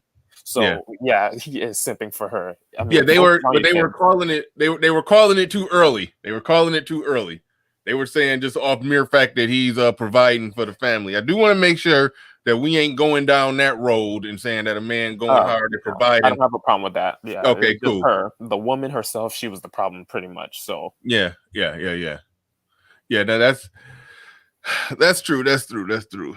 I think. Oh shoot! I saw a funny comment that I cannot find. Damn it, cannot find it. Well, hold on, wait. Let me acknowledge the super chat. I don't even think I did that. Bucket 88 says, "I'll get you, my pretty." Yeah, man. Grandma slaughtered the younglings. Oh man, that was funny. Shout out to Chicka G. I see she posting the links right there. So shout out to her. I think I saw Darius M in the building. Yeah, he was there. Shout out to Darius M. I haven't seen none of his content in a while. I think he might be one of the ones. You know how YouTube will randomly unsubscribe you from somebody? I haven't seen him in a minute. I used to get his updates, but now I haven't seen one of his updates. I can't even remember. I think YouTube probably unsubscribed me from him. Well, I forgot all about him. But shout out to you. Definitely shout out to you. But, and I'm really getting tired of this queen and king. Like Iyanla, and especially black women in general, they love bringing up these queen and queen, but then they don't understand the dynamic at all. Like they're giving queens assignments or pedestalizing when she shouldn't be. Like the king is not a subject to anybody. The king has the subjects. That's what I've been saying, that they get it wrong when they start talking about the king and queen dynamic. They get it all wrong. The king is not the only person who treats a queen like a queen is the subjects. And the king is not one of her subjects. The king is the only one who does not have to treat the queen like a queen. But the queen is one of the king's subjects. So yes, she is to treat him like a king. And she got all the money and stuff, and she still didn't treat him like a king. Yeah. But we got Silent Lamont in here, man. You be killing me with the Star Wars. We kill me with the Star Wars references, man. Hey, man, listen. I remember everything I see and I read. I remember all that shit. So my reference points are deep as fuck. That's why I'm quick as fuck. But what you got? I just think the nigga dancing is hilarious, bro. It's just hilarious that, you know, again, you're seeing my rocket ship to the moon analysis, man. Mm-hmm. I mean, you know, now you ain't a real man until you buying all her kids McDonald's too. When you take her on a date, I mean, it will never stop. Once you capitulate, you know, once you capitulate, remember when I was and this wasn't at KS. But remember when I was trying to say the negative part of the high value conversation was going to be how the women were going to weaponize it. Oh yeah, I called that from the start. I said, women are using it to gaslight, basically. Yeah, you know, and then it's going to become now the new, you know, this is where, you know, I saw coming with the Nicole Michelle. This is all an extension of the get the bag bullshit.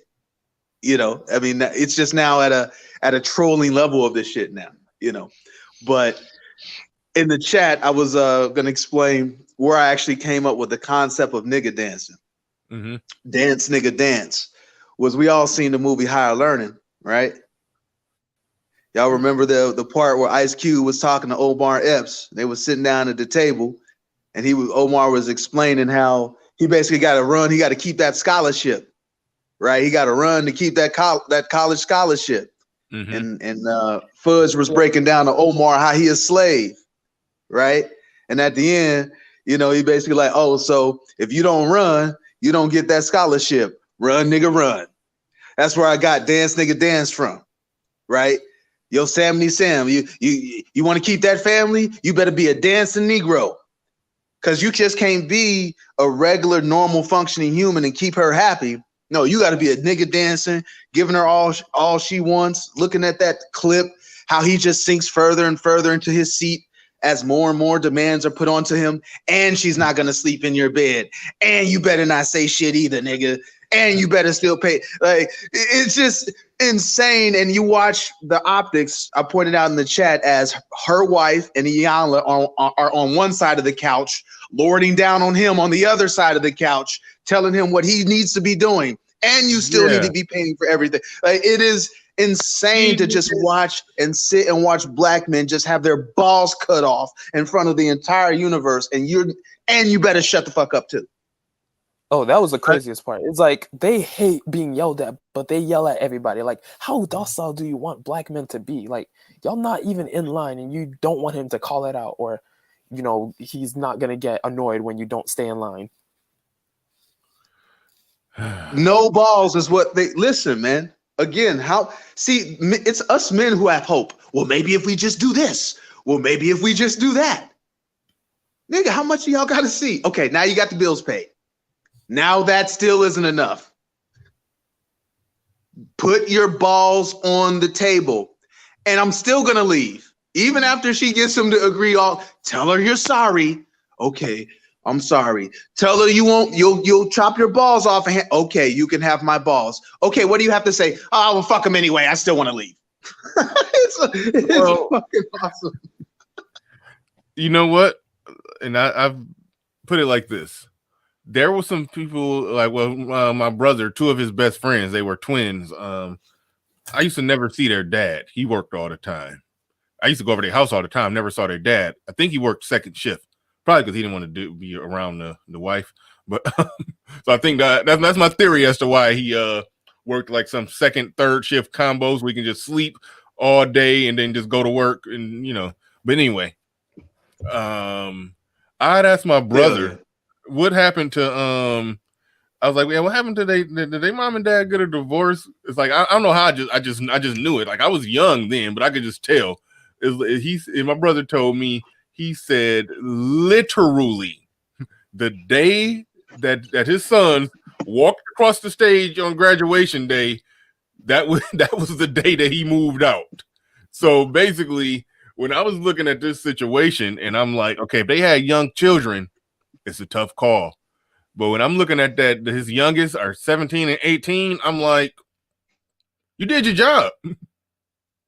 You did your job, bro. You free to go. You're a free man if this ain't about to be worked out, because there ain't about to be no more kids in the house pretty soon. So I'm like, so that was one thing that I forgot to even take away from it. They're talking about, like how you mentioned, her not sleeping in the bed or whatever. They got to do that for a little bit with her not sleeping in the bed and all of that. He's still supposed to do every other little thing that he's supposed to do, but he just got to be kinder and gentler and nicer and don't raise his voice while she's not sleeping in the bed. That's the part that I forgot to really look at. That was just, man, I hear everything. That was really just a way to really chop his balls off. And I ain't giving you nothing. Like, she took everything. She's saying you will get absolutely no benefit. It takes to be doing all this shit, but I want you to do all of this shit anyway. You're going to do it, and you're going to shut up about like it is. He knows he's trapped. He got 8 kids. He's fucked. I mean, one, because he's the same guy got up there and wagged his finger, which again, why I don't feel bad for him. Stand in it now, Negro. You the man, right? You wagged your finger at all us single dudes that life figured out, right? We all just selfish. Whatever, right? But we keep seeing Dr. J's of the world, every single situation, everything that's been asked for is given, and then it's always another goalpost. So stand in that shit, bro. Be the example. Carlos, that's all I'm saying, bro. Shout out to you. Thanks for the super chat. I appreciate that. Black Curls, he's about to say something else. Yep, because he's the example of what we should not do. Like how he's gonna talk all that mess and take jabs at single men when we're clearly living happier lives than he is, also while being childish. Well, he was because they not happy, bro. Well, hold on. Let's be fair. I don't think he took jabs at single men without kids. He took jabs at men with kids that wasn't doing what he was doing. So I think, see, that's still the gynocentric argument bullshit. Women, the niggas don't take care of their kids. That's nothing new, Bernard. He was doing. He was in a living room full of women, talking at men through women, to appease them. Yeah, the little fucking CO class. Yeah, that's a good man. Okay, you got your little fucking Scooby snacks, nigga. Congratulations. While they're sitting, they're planning your demise because they know they caught a sucker, and they see the bitch in you. I'm just keeping it 100. Why you sound like a real man, wagging your fingers? The same women that sitting there fucking clapping are like, I got this Negro. This dude is conquered. They're using your fucking mask against you, and you don't see it. That part, parceling out. I won't say they know they got a sucker, because at the end of the day, if you're a man and that's your family and those your kids, you ain't nothing wrong with going hard for them. But they using the masculinity against him, I can agree with that part right there. But no, this isn't a different set of women who could be the mother and the daddy and are independent and didn't need no man. This isn't different women. This isn't a different generation of women. These are the same women. The same women saying all this pay my bills shit are the same women we grew up with. It would be different if we were looking back into slavery and having this conversation. No, we grew up with these 20-year-old women who talk all that shit when they were in their 20s. They're arrogant as shit because power was in their hands. And then the internet fucking happened. And then life got hard. It isn't like Silent didn't tell you they would be back at the fucking table. They just got more new and creative ways to word shit to get out of you what they always wanted of you. Now they had to create this femininity bullshit to find another way to slide in through the back door because men have left the fucking building.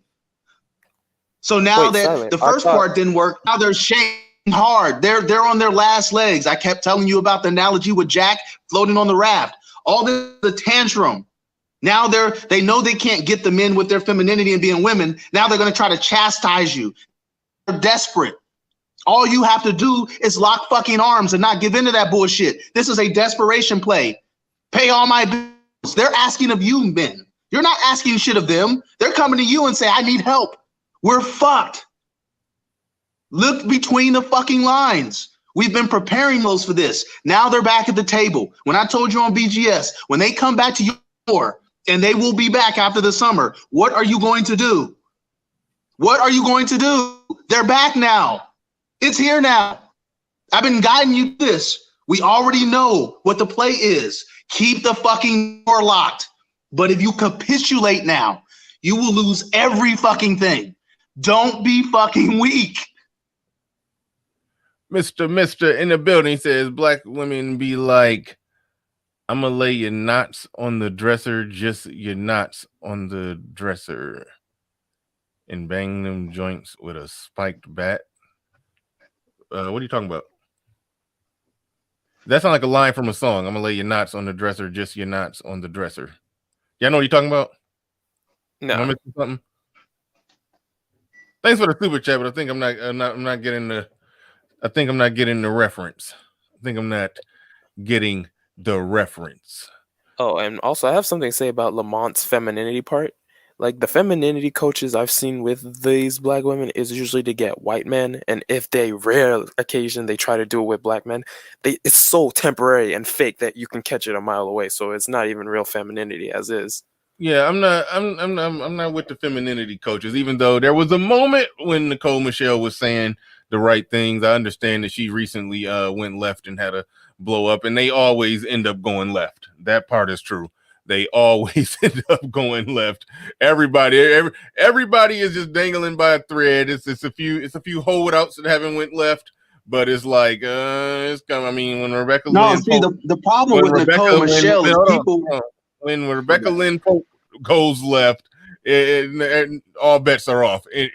So no, I don't put a lot of stock into what they got going on right there. Hold on, Silent. Mr. Shane Vigils, he says most black women are trying to play both sides. Feminists trying to act traditional.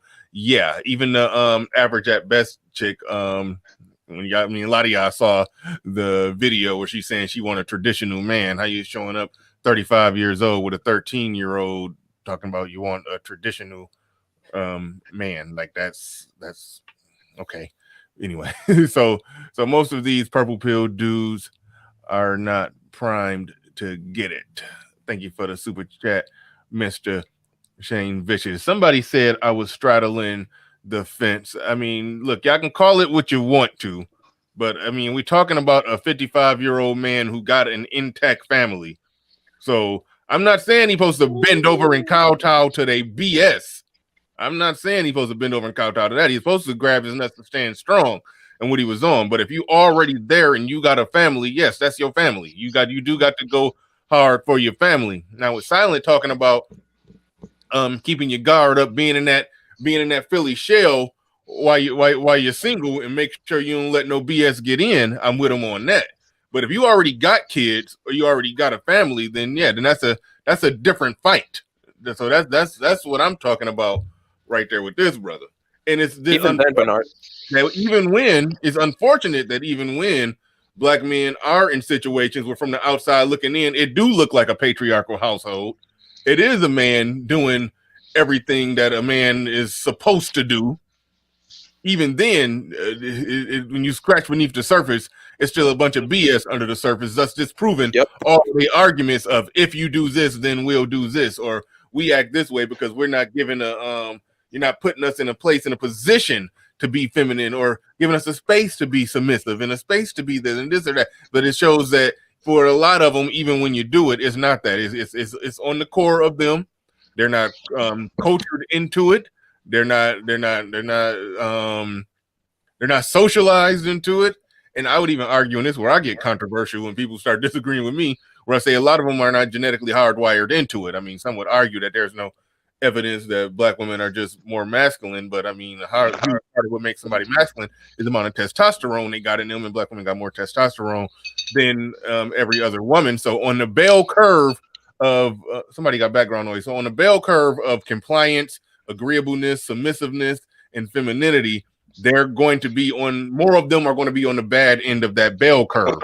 So that's how I break it down scientifically to where, yeah, it is a pool of women that your odds are slimmer of finding someone who's compliant. Like in that situation that I saw there, even if he was a tyrant, I was listening for evidence of them saying that this man was asking some straight. Everybody mute up. Everybody mute up. I'm hearing some background noise and somebody just cleared their throat. And I'm gonna go to you, Darth, whatever your name is down there. But I was waiting to hear them say something that he was asking something of them that was ridiculous. That was just come on, really? Why you doing it? It was nothing really there. It was just that he paid the cost, he paid the bills. I asked you to do something, you're supposed to do it. I shouldn't get no pushback. And everybody wanted to fight and argue back and forth with him. And then he's yelling, getting loud with them. Don't yell at us. But he's getting loud with them to put his foot down. But then we found later in the show that the wife, he just called her name and she giving him pushback. So I mean, so that's a situation where even it refutes a lot of the arguments that they have made, and it speaks to the fact that you are who you are. It's just my theory, my logic. You are who you are at the core. If you ain't willing to change who you are, then you're going to be that. I don't, it's difficult to change who you are, but you got to really seriously work on yourself to change and get rid of that. And their mindset is just so blown and so warped that, yeah, you're going to be in a situation where it's tough, even when you're doing the right thing. But I'm not about to beat up on a brother who knee deep into a family and going hard for his family, but he shouldn't be taking no BS, and he shouldn't have had to bow down to like how Silent said, her and Iyama on the same side, like they're on teams. She should have been positioned in the middle. Yeah, like this should have. Hold on, yeah, that should have been him. Wife right there. She should have been like in the middle while counseling them. It should have been like that. That's how it should have been. Not the two of them over there together. Well, no, it was set up exactly the way it was supposed to be set up. That was no accident. He's sitting there with his head down like that while they over there. Like, no, that shit she already established whose side she was on. That wasn't right. But we gotta go to and make sure I get your name right. It might be Darth. Okay, hold on. Darth Faulkner Dose. Okay. All right. What's up? You got it. You got the floor. You got the mic. Woo. What's up? What's going on? See, there's nothing wrong with a man taking care of his family. It's supposed to. It's no different when I hear females talk about I'm independent. No, you're not independent. You just, congratulations, you finally became a fucking adult. Right. Oh, this Officer Faulkner. I should have known. Yeah. Oh, yeah, that's my Sith name. Right okay, got you. He got them cookies, man. You all right, bro? Hey, what do you think? Hey, hold on, real quick. Before you give your commentary, what's your thought on Darth City is coming out from the back at the very end, showing that she was a mastermind behind all of it? What do you think about that? Oh, that's typical. Like Darth, typical. What after them codes? That's typical old black grandmothers. Ain't happy about shit. She ain't really want your granddaddy, so she's gonna take it out on the kids. She mad. Excuse me. She's mad about her daughters getting better men than what she could get, so she's gonna disrupt their relationships. She can't get a man, so she's gonna disrupt her son's life. That's typical shit. But anyway, what did you come up with? I just wanted your thoughts on that old mama. But Yes. Bring the evil out. Grandma was just back in the corner in the mist and ignites her lightsaber in the dark. Oh, you see, like matter of fact, Come that slaughtering bitch so motherfuckers evil. down the corridor. That bitch so evil. Her She lightsaber came through is like even Luke red, it's Skywalker black. came through at the finale of the Mandalorian. Yeah, she came up there like Luke fucking shit up. Like I came with bubble gum and lightsabers. I'm all out of bubble gum. Somebody need to Photoshop her Just with slaughtering the fucking. You could just see right there at that moment when she just force crushes her granddaughter's heart. Yeah, she forced choked the granddaughter. Somebody got a Photoshop Shut a up. hood over her head with a little lightsaber. Remember when they had to be with Kermit the Frog, and they had the good Kermit and the bad Kermit. Yeah. It would be fucked up to just have, the normal her. Fuck that bitch, and then the one with the hood. I said what I said. Yeah. You seen Granny shoot force lightning out of her fingertips at that little girl, do you? I mean, she just force crushed her heart. Just no. Man.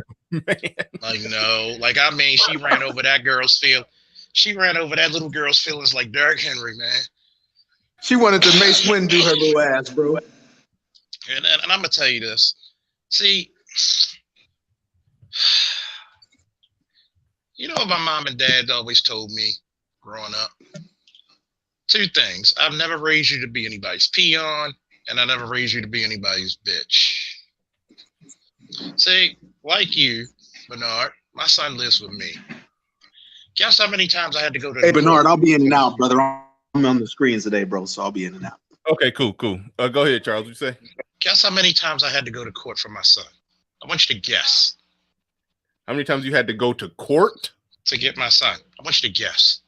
Like to get like he was in some trouble? No. To get my son to live with me permanently. Oh shit, probably a lot. I was fucking zero. Oh, good for you. Good for you. I was because when she said she couldn't take him to school every day, I said, "Bitch, give me all the clothes I bought. Bring me my son here." See, I never was raised to be this weak need. I'm gonna be. If I was married, would I be nice and loving to my wife? Of course. But I believe in the principles of reciprocity. Mm-hmm. And this guy, that wasn't no bullshit house they lived in, by the way. Wasn't no bullshit house. So I got this woman who's younger than me and worse shape than me, and calling your name when how many of those kids were hers? In that situation, I think he had maybe 3 half. kids. Yeah, he had like 3 or 4 kids before them. All of the kids weren't featured, but I do know that she had I think it was like 3 total kids that was hers. But the 3 oldest ones that was fighting that I didn't really get to show in the interest of time, those were not hers, but she still helped raise them because he was a single dad. Like that speaks to his character too. When they was trying to charge him with bad character. So wait a minute, they have no kids in common. Oh yes, they do. The youngest one, the one that the grandma, the only one that was decent, that the grandmother hated because she was a decent human being, and the son was definitely theirs together. And I think it was another one that was not featured that was theirs together. So I think he had 4. I think he had 4 with her and 4 without her. I'm not sure, something like that. See, this is the issue that most men go through, and I spoke about this on my platform. You gotta forgive me, the COVID's still around. Yeah, man. I sound like you're dying over there, man. You gotta. No, you should have heard me 2 weeks ago. Shit. Did you have COVID? Oh yeah, COVID and pneumonia. Seriously? Yeah. Damn, I didn't know that. Yeah, I was hospitalized 3 times. Oh shit, man! I had no idea. I'm glad you pulled out of it, man. Glad you pulled out of it. That's good to hear. Yeah, 2 things you can't keep down: bills and a strong good man. Shit. Yeah, we just saw a strong man get put down. We just saw one bite the dust. Bernard, I love you, right? but I got to debunk your shit. That's not a strong man. Ain't no I was way just I'm about to gonna say have- that. We saw a soldier die on the battlefield, man. Give him some slack. Medic! Don't you die on me, boy. See, you gotta understand something, man. Number one, I'm not gonna the first time Yana, whatever the fuck her name is, say something to me, where's your fucking man? Get the complete, and I would have Al Bundy that bitch. Get the fuck out of my house and take that ungrateful bitch with you. Like you don't have to sleep in my bed. Give a shit. Like, really? See, a lot of times women overestimate their value, and in our community, we underestimate ours. See, many of the beautiful women I've been in relationships with, they gotta realize you're milk. You're great early on. You might last for like what, a week, maybe two, depending on what it is, and on the chemicals in it. But guess what? Men are like cognac. We only just get better with age. And then you're making money. You can pay all your damn bills. And this chick has to do nothing. Does she really think if that guy leaves her, she's gonna get a guy just like that? Like the audacity of these bitches. And let's get back onto that one light-skinned chick with the McDonald's for a second. I have no requirements to feed your child. Matter of fact, why did you feed your child prior to us going out on a date? Why the person who's watching your child can't feed your child? You see the ridiculousness of the situation, but yet they expect you to come out and clutch, you know, like on some coming out the back door like Lamar Jackson or some shit. They want you to come out clutch, but they could fail.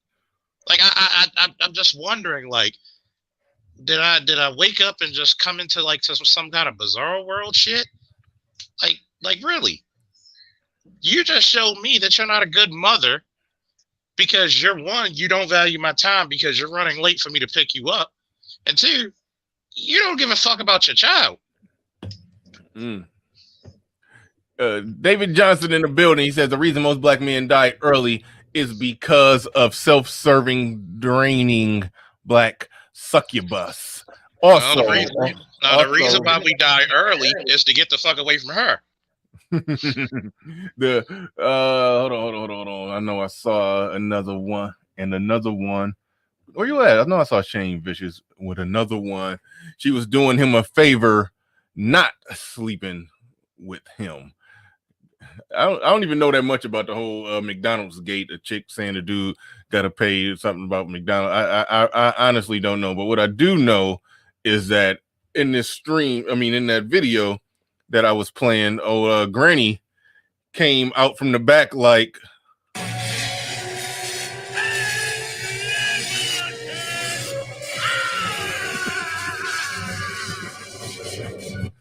Had to play.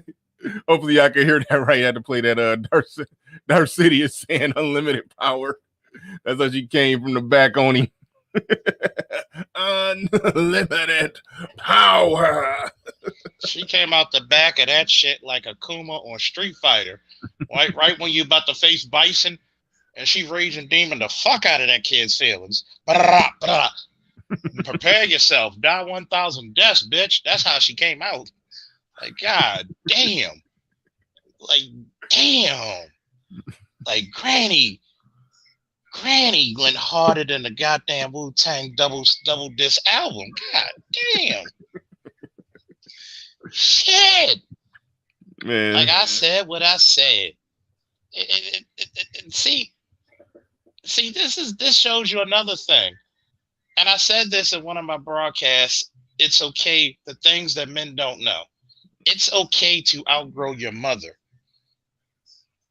You ain't gotta disrespect her, but you outgrow her. Like, you ain't gonna be talking to my kid like that. Yeah. You don't want to be here. Yeah, it seemed like you're right. He was supposed to be like, hold the hell on now, mama. You shit. My baby girl ain't done a damn thing to you. You wonder Yes, why yes, Daddy but left you have your to little raggedy understand ass. that as the great poet Darth Sidious once said, your feeble skills are no match for my powers of the dark side. Shit, There I'd was be like nothing that chick. you could do. You Player. about to lose your son. God damn. Man. I tell you, man. I'm tired of all these old dick buckets looking women thinking they got entitlements and shit, man. And like today. See, What we're about like Luke Skywalker. You know, we're in that point where, remember when Yoda was telling Luke that the light side was actually stronger than the dark side? You know what I mean? When he was down there training him and shit. Then, you know, when Darth Sidious, you know, pulled out that force lightning on his ass. You know what I mean? Even Darth Vader couldn't beat the dude, bro. See the dark side, since we on that level, and this is also when it comes to knowing women. The dark side represents the chaotic emotions that are unchecked of women. See, the light is when you have focus. And the words of my favorite Street Fighter character, Dudley, there's a difference between You saying the Jedi were red pill. the Jedi were focused. They actually, if you want to look at the red pill ones, were like the gray Jedi, because they were balanced. There can be no light without the darkness. Basically, they were the most red pill. In other words, they were focused, but they were so focused they underestimated the powers of the darkness and how easily you fall into it, an emotional cascade or whirlpool. So, But that's why I always loved Mace Windu, because Mace Windu was the perfect balance of the dark and the light side. The purple lightsaber. Yeah, because I'm more of a Mace Windu. Because you got if you like 90-10, if you a balance and you like 90-10 dark, 10% light, it ain't no 50-50 balance with you. You gotta think about it. No, brother, listen, brother, you think that, but brother, I am a beacon of light. See, I have both sides of that coin. I could be Hitler and I could be Jesus. It really depends. Like, I mean, I have a really like dark side of me that I keep suppressed, and I don't get to exhibit that side as a civilian as I did in the military. That's one of the things where the military was a great fit for me, because I was able to. I'll leave that alone. So essentially, dude, I'm very loving and sweet dude, and I think I'm very calming, and my friends know me as that guy, but I'm not to be trifled with either. So I am 50-50. It just, I'm more of a mirror. I will save you from a burning building, but if you fuck with me. Hey, you breaking up a little bit, Silent. I'm gonna go back to Officer Faulkner. He was saying something before we kind of interrupted him. So go ahead, Charles. You got it. So you got to think about it, man. Right. When you have a family like that, that's like you said earlier, it's generational. Not one time did you see strong men in there. You seen a frustrated man, because there's a time that every man in his life has to pull up on people and talk very calmly. You don't yell at people because you're down to their level. When you stay calm and you talk to them and you let them know what your intentions are and your motives will be, that's when you develop true intimidation and fear. Think about it. Even when I had a guy on the street when I was working saying, yo, officer, I'm gonna fuck you up. What's more intimidating, yelling back at him or calmly telling him, you may cut me, you may scratch me, you may get one lucky shot, but I know for certain I'm going to put you in the hospital and I'm not going to shoot you. You know what that made him think? Don't fuck with him. Let him have a nice day. I never had an issue with that guy ever again. He was actually quite pleasant after that. The same thing with this guy. He was so frustrated because he was fed into the beliefs that if I become a six-figure dude and I pay all the bills, I'm going to get submission, reciprocity, and I'm going to get all this stuff from this woman, and come to find out it does not work. So instead of him coming out off the gate with the rules, this right here is a dead stop if you do that. He gave too many chances, and when he called her name and she's and you doing everything for the kids, in the words of Hall & Oates, I can't go for that. No can do. I can't go for that. Because if you, it's like a coworker one time on Facebook post something. If a woman can't cook, is that a deal breaker? And I told her yes. Yeah. Like, why?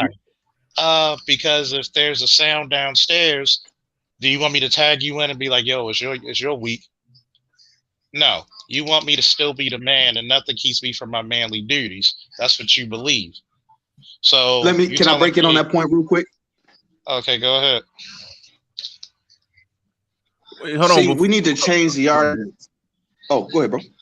No, go ahead. Because I was about to respond to something in chat. Go ahead. What's fresh on your mind, though? See, we got to change the argument. Cooking isn't about cooking. What that says is a woman is able to provide nourishment for her family. It says something about, as a man, you are a hunter, and she is she's the soil. She's there to cultivate things. That's part of her cultivating. She cares about the nutritional well-being of her family and the health. That's what that says. With the man providing, it's not necessarily about the money, but it's about, so they make it about the act of cooking themselves, but really what it's saying is she don't give a fuck about you or your family if she don't cook, if she don't know how to cook, because there are just certain things, biological imperatives. Her job as a woman is to be able to take her household and make sure she not nourishes her children and her family, by food, but also spiritually, right? That is her job as a woman. She is the nourishment. That's feminine shit that men need. So she's not living in her feminine. It's not about the food itself. When you go to other cultures, what are the women doing? The men are going out there killing the meat, and then they're bringing it home, and the women are preparing the food and doing that. Like, this shit is backwards, bro. It's not just backwards. It's the fact that shows you two things. Men are too damn good for their own reckoning. We kind of tamed the land too damn great. When you don't give somebody something to strive for, you give accolades, but you give them also something to strive for. Like, look, this ain't the end all be all. You got to do something. And when you give a woman too much and not give her her mission, see, like I stated before on one of my live streams, a woman who's successful is usually a good second in command. It's like when I was in the military. Guess what? That first sergeant and the XO is running that goddamn company. The captain has the final say. Look, the captain's like, don't make me have to come out of my goddamn office and settle this shit because heads are gonna fucking roll. See, a lot of black men are not raised to be the judge, the jury, and the executioner. Not saying you got to do it all the time, but you got to be the one to say, look, this is the course this ship is going to have to take. Well, I don't think. See, that's the problem. You don't. And there's times because we're so involved with our women, nothing wrong with that we're afraid to actually tell them when they're fucking up. It's okay to chastise the man. It's okay to kick him while he's down. How many times do you see Black Girl Magic? Guess what? Where's the black boy version of it? See, and by the way, Black Girl Magic only exists because of black boy mediocrity, but that's for another show. But when you talk about it, every time you go through all the statistics in the black community and you go back into it, if you got 75% of the kids, you got 75% of the responsibility. But because you carried before you married, we got to look solely on you. You want us to be these great men, then start raising them. Anybody else want it? Go. Well, real quick, Dane Christopher had been asking the question a bunch of times. What were they saying in the comment section of the original video? What they were, for the most part, saying they were just accepting that he was toxic and having a toxic. Yeah, they were siding with the mom, the wife. Yeah. I mean, yeah, they were just conceding that he was having a toxic environment, creating and cultivating a toxic environment that he wasn't even in that much because he was mostly working. But there's that. But it's unfortunate we got to read between the lines and see how at the very end we found out that she's a very non-compliant woman who was being depicted as the victim. So there's that.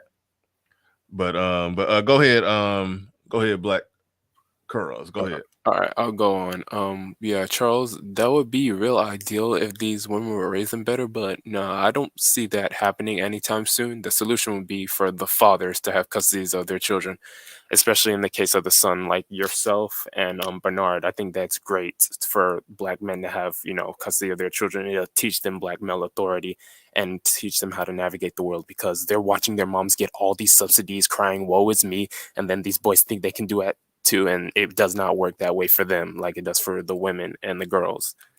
And also another thing with these female perspective episodes, you see how one-dimensional they are, and especially when you try to negotiate and have a conversation, it's always one-sided. What does she want out of it, not what she can offer to you or what you want out of the deal. And when it comes to these whole family aspects in providing, it's always about the women. Even the earlier video about, pay all the women's bills. What about the kids? Like, y'all never mention the kids until the guy wants nothing to do with you. It's like, but what about the kids when you're leaving me? It's like, nah, it was all about you when he was there, not about the children at all. If you're a father, simp for your children, at least, if you're going to simp, not for the woman at all. The woman is not the priority in the marriage. The children are when you have a family. Yeah, there's no such thing as simping for children. I know people take it too far. I know what you mean. Somebody did that on the show. They called the dude a simp because he was talking about how, all that he do for his daughter. I'm like, come on now. She's supposed to. You can't get ridiculous here. Yeah, it's getting used too much. It's the worst simp. Yeah. But dang, it was shout out to Osama. Shout out to Osama Abdul. He says excellent breakdown, Silent. I guess he's referring to something that Silent said before. One thing that I wanted to bring up as far as the focus on everything that the man does wrong in that situation, when something that she did wrong finally was put on the table, where he essentially said, hey, she's being a bitch. Yama Van Zandt didn't for even 1 second think maybe she should turn to her and say, hey, could you stop being a bitch? We want him to stop yelling and stop doing this and stop doing that and be sensitive to your feelings and your emotions and this or that, or blah, blah, blah, blah. Could you stop being a bitch too? No. It's like that never even registered. Because he's a man nuts. It wasn't even a blip on the radar. It was just like, okay, well, y'all are out of order, so that's why there's contention. Because everything need to get in order. And by getting order, I mean you need to capitulate to every little thing that she wants, and then she'll stop being a bitch. And this brings back what I said about them being so one-dimensional. They're telling him what he should do on his end, and they have not told her what she should do on her end. Yeah. Of course not. Yeah, absolutely. We closing in on the 3-hour mark, fellas. So we about to wrap this bad boy up. I dropped a little pre-recorded video at 8:00 today before we even got started here. So those of you that are in the building, don't just click off of this. Click the link to the video that I just dropped right there. Go check that out. Go watch that. Give me the like button if you haven't already. If you haven't already watched that pre-recorded video that I did, that I dropped this morning. Did it yesterday or the day before yesterday. Which one was that? Because I saw one of them. Yeah, one of it's the most recent video. I like it. It was pretty good shit right there. Yeah. Go check that out, fellas. Go check that out. When you click off of here, don't click off of here. Just click that link. Go check that out. Give me a like at least. So go check that out. But with that said, I'd like to thank Silent, Black Curls, and Officer Faulkner. Woo! He's letting out them. Hopefully, if anybody wants to listen to me, go to Charles Faulkner Jr. and subscribe, and definitely I might be on today. Give a looky look, give a like. I might do my my take on Your average at best girl interview, even though I think she looks like Roger from American Dad and she's a 3 or 4, but I'll save it for the show. She's a 5 with makeup. A 5. So yeah. Where did she get her makeup from? Barnum Bailey. I don't know how, man. YouTube be unsubscribing me to people, man. I will subscribe to you, then I just looked and I'm not subscribed. So that's bullshit. I just resubscribe to you, and I'll go ahead and drop you a link right there so y'all can go check out. I definitely appreciate it. Yeah, and go check out Officer Faulkner. Also, the goddamn laws, everybody says. Yeah. All right. So with that said, we getting up out of here. Let's thank everybody who subbed, who liked, who shared, who did anything to participate in today's show. Even if you just came through, hit the like button and jumped right out of here. I'll even take that as some engagement. I appreciate everybody. We are out of here. See y'all tomorrow. Peace.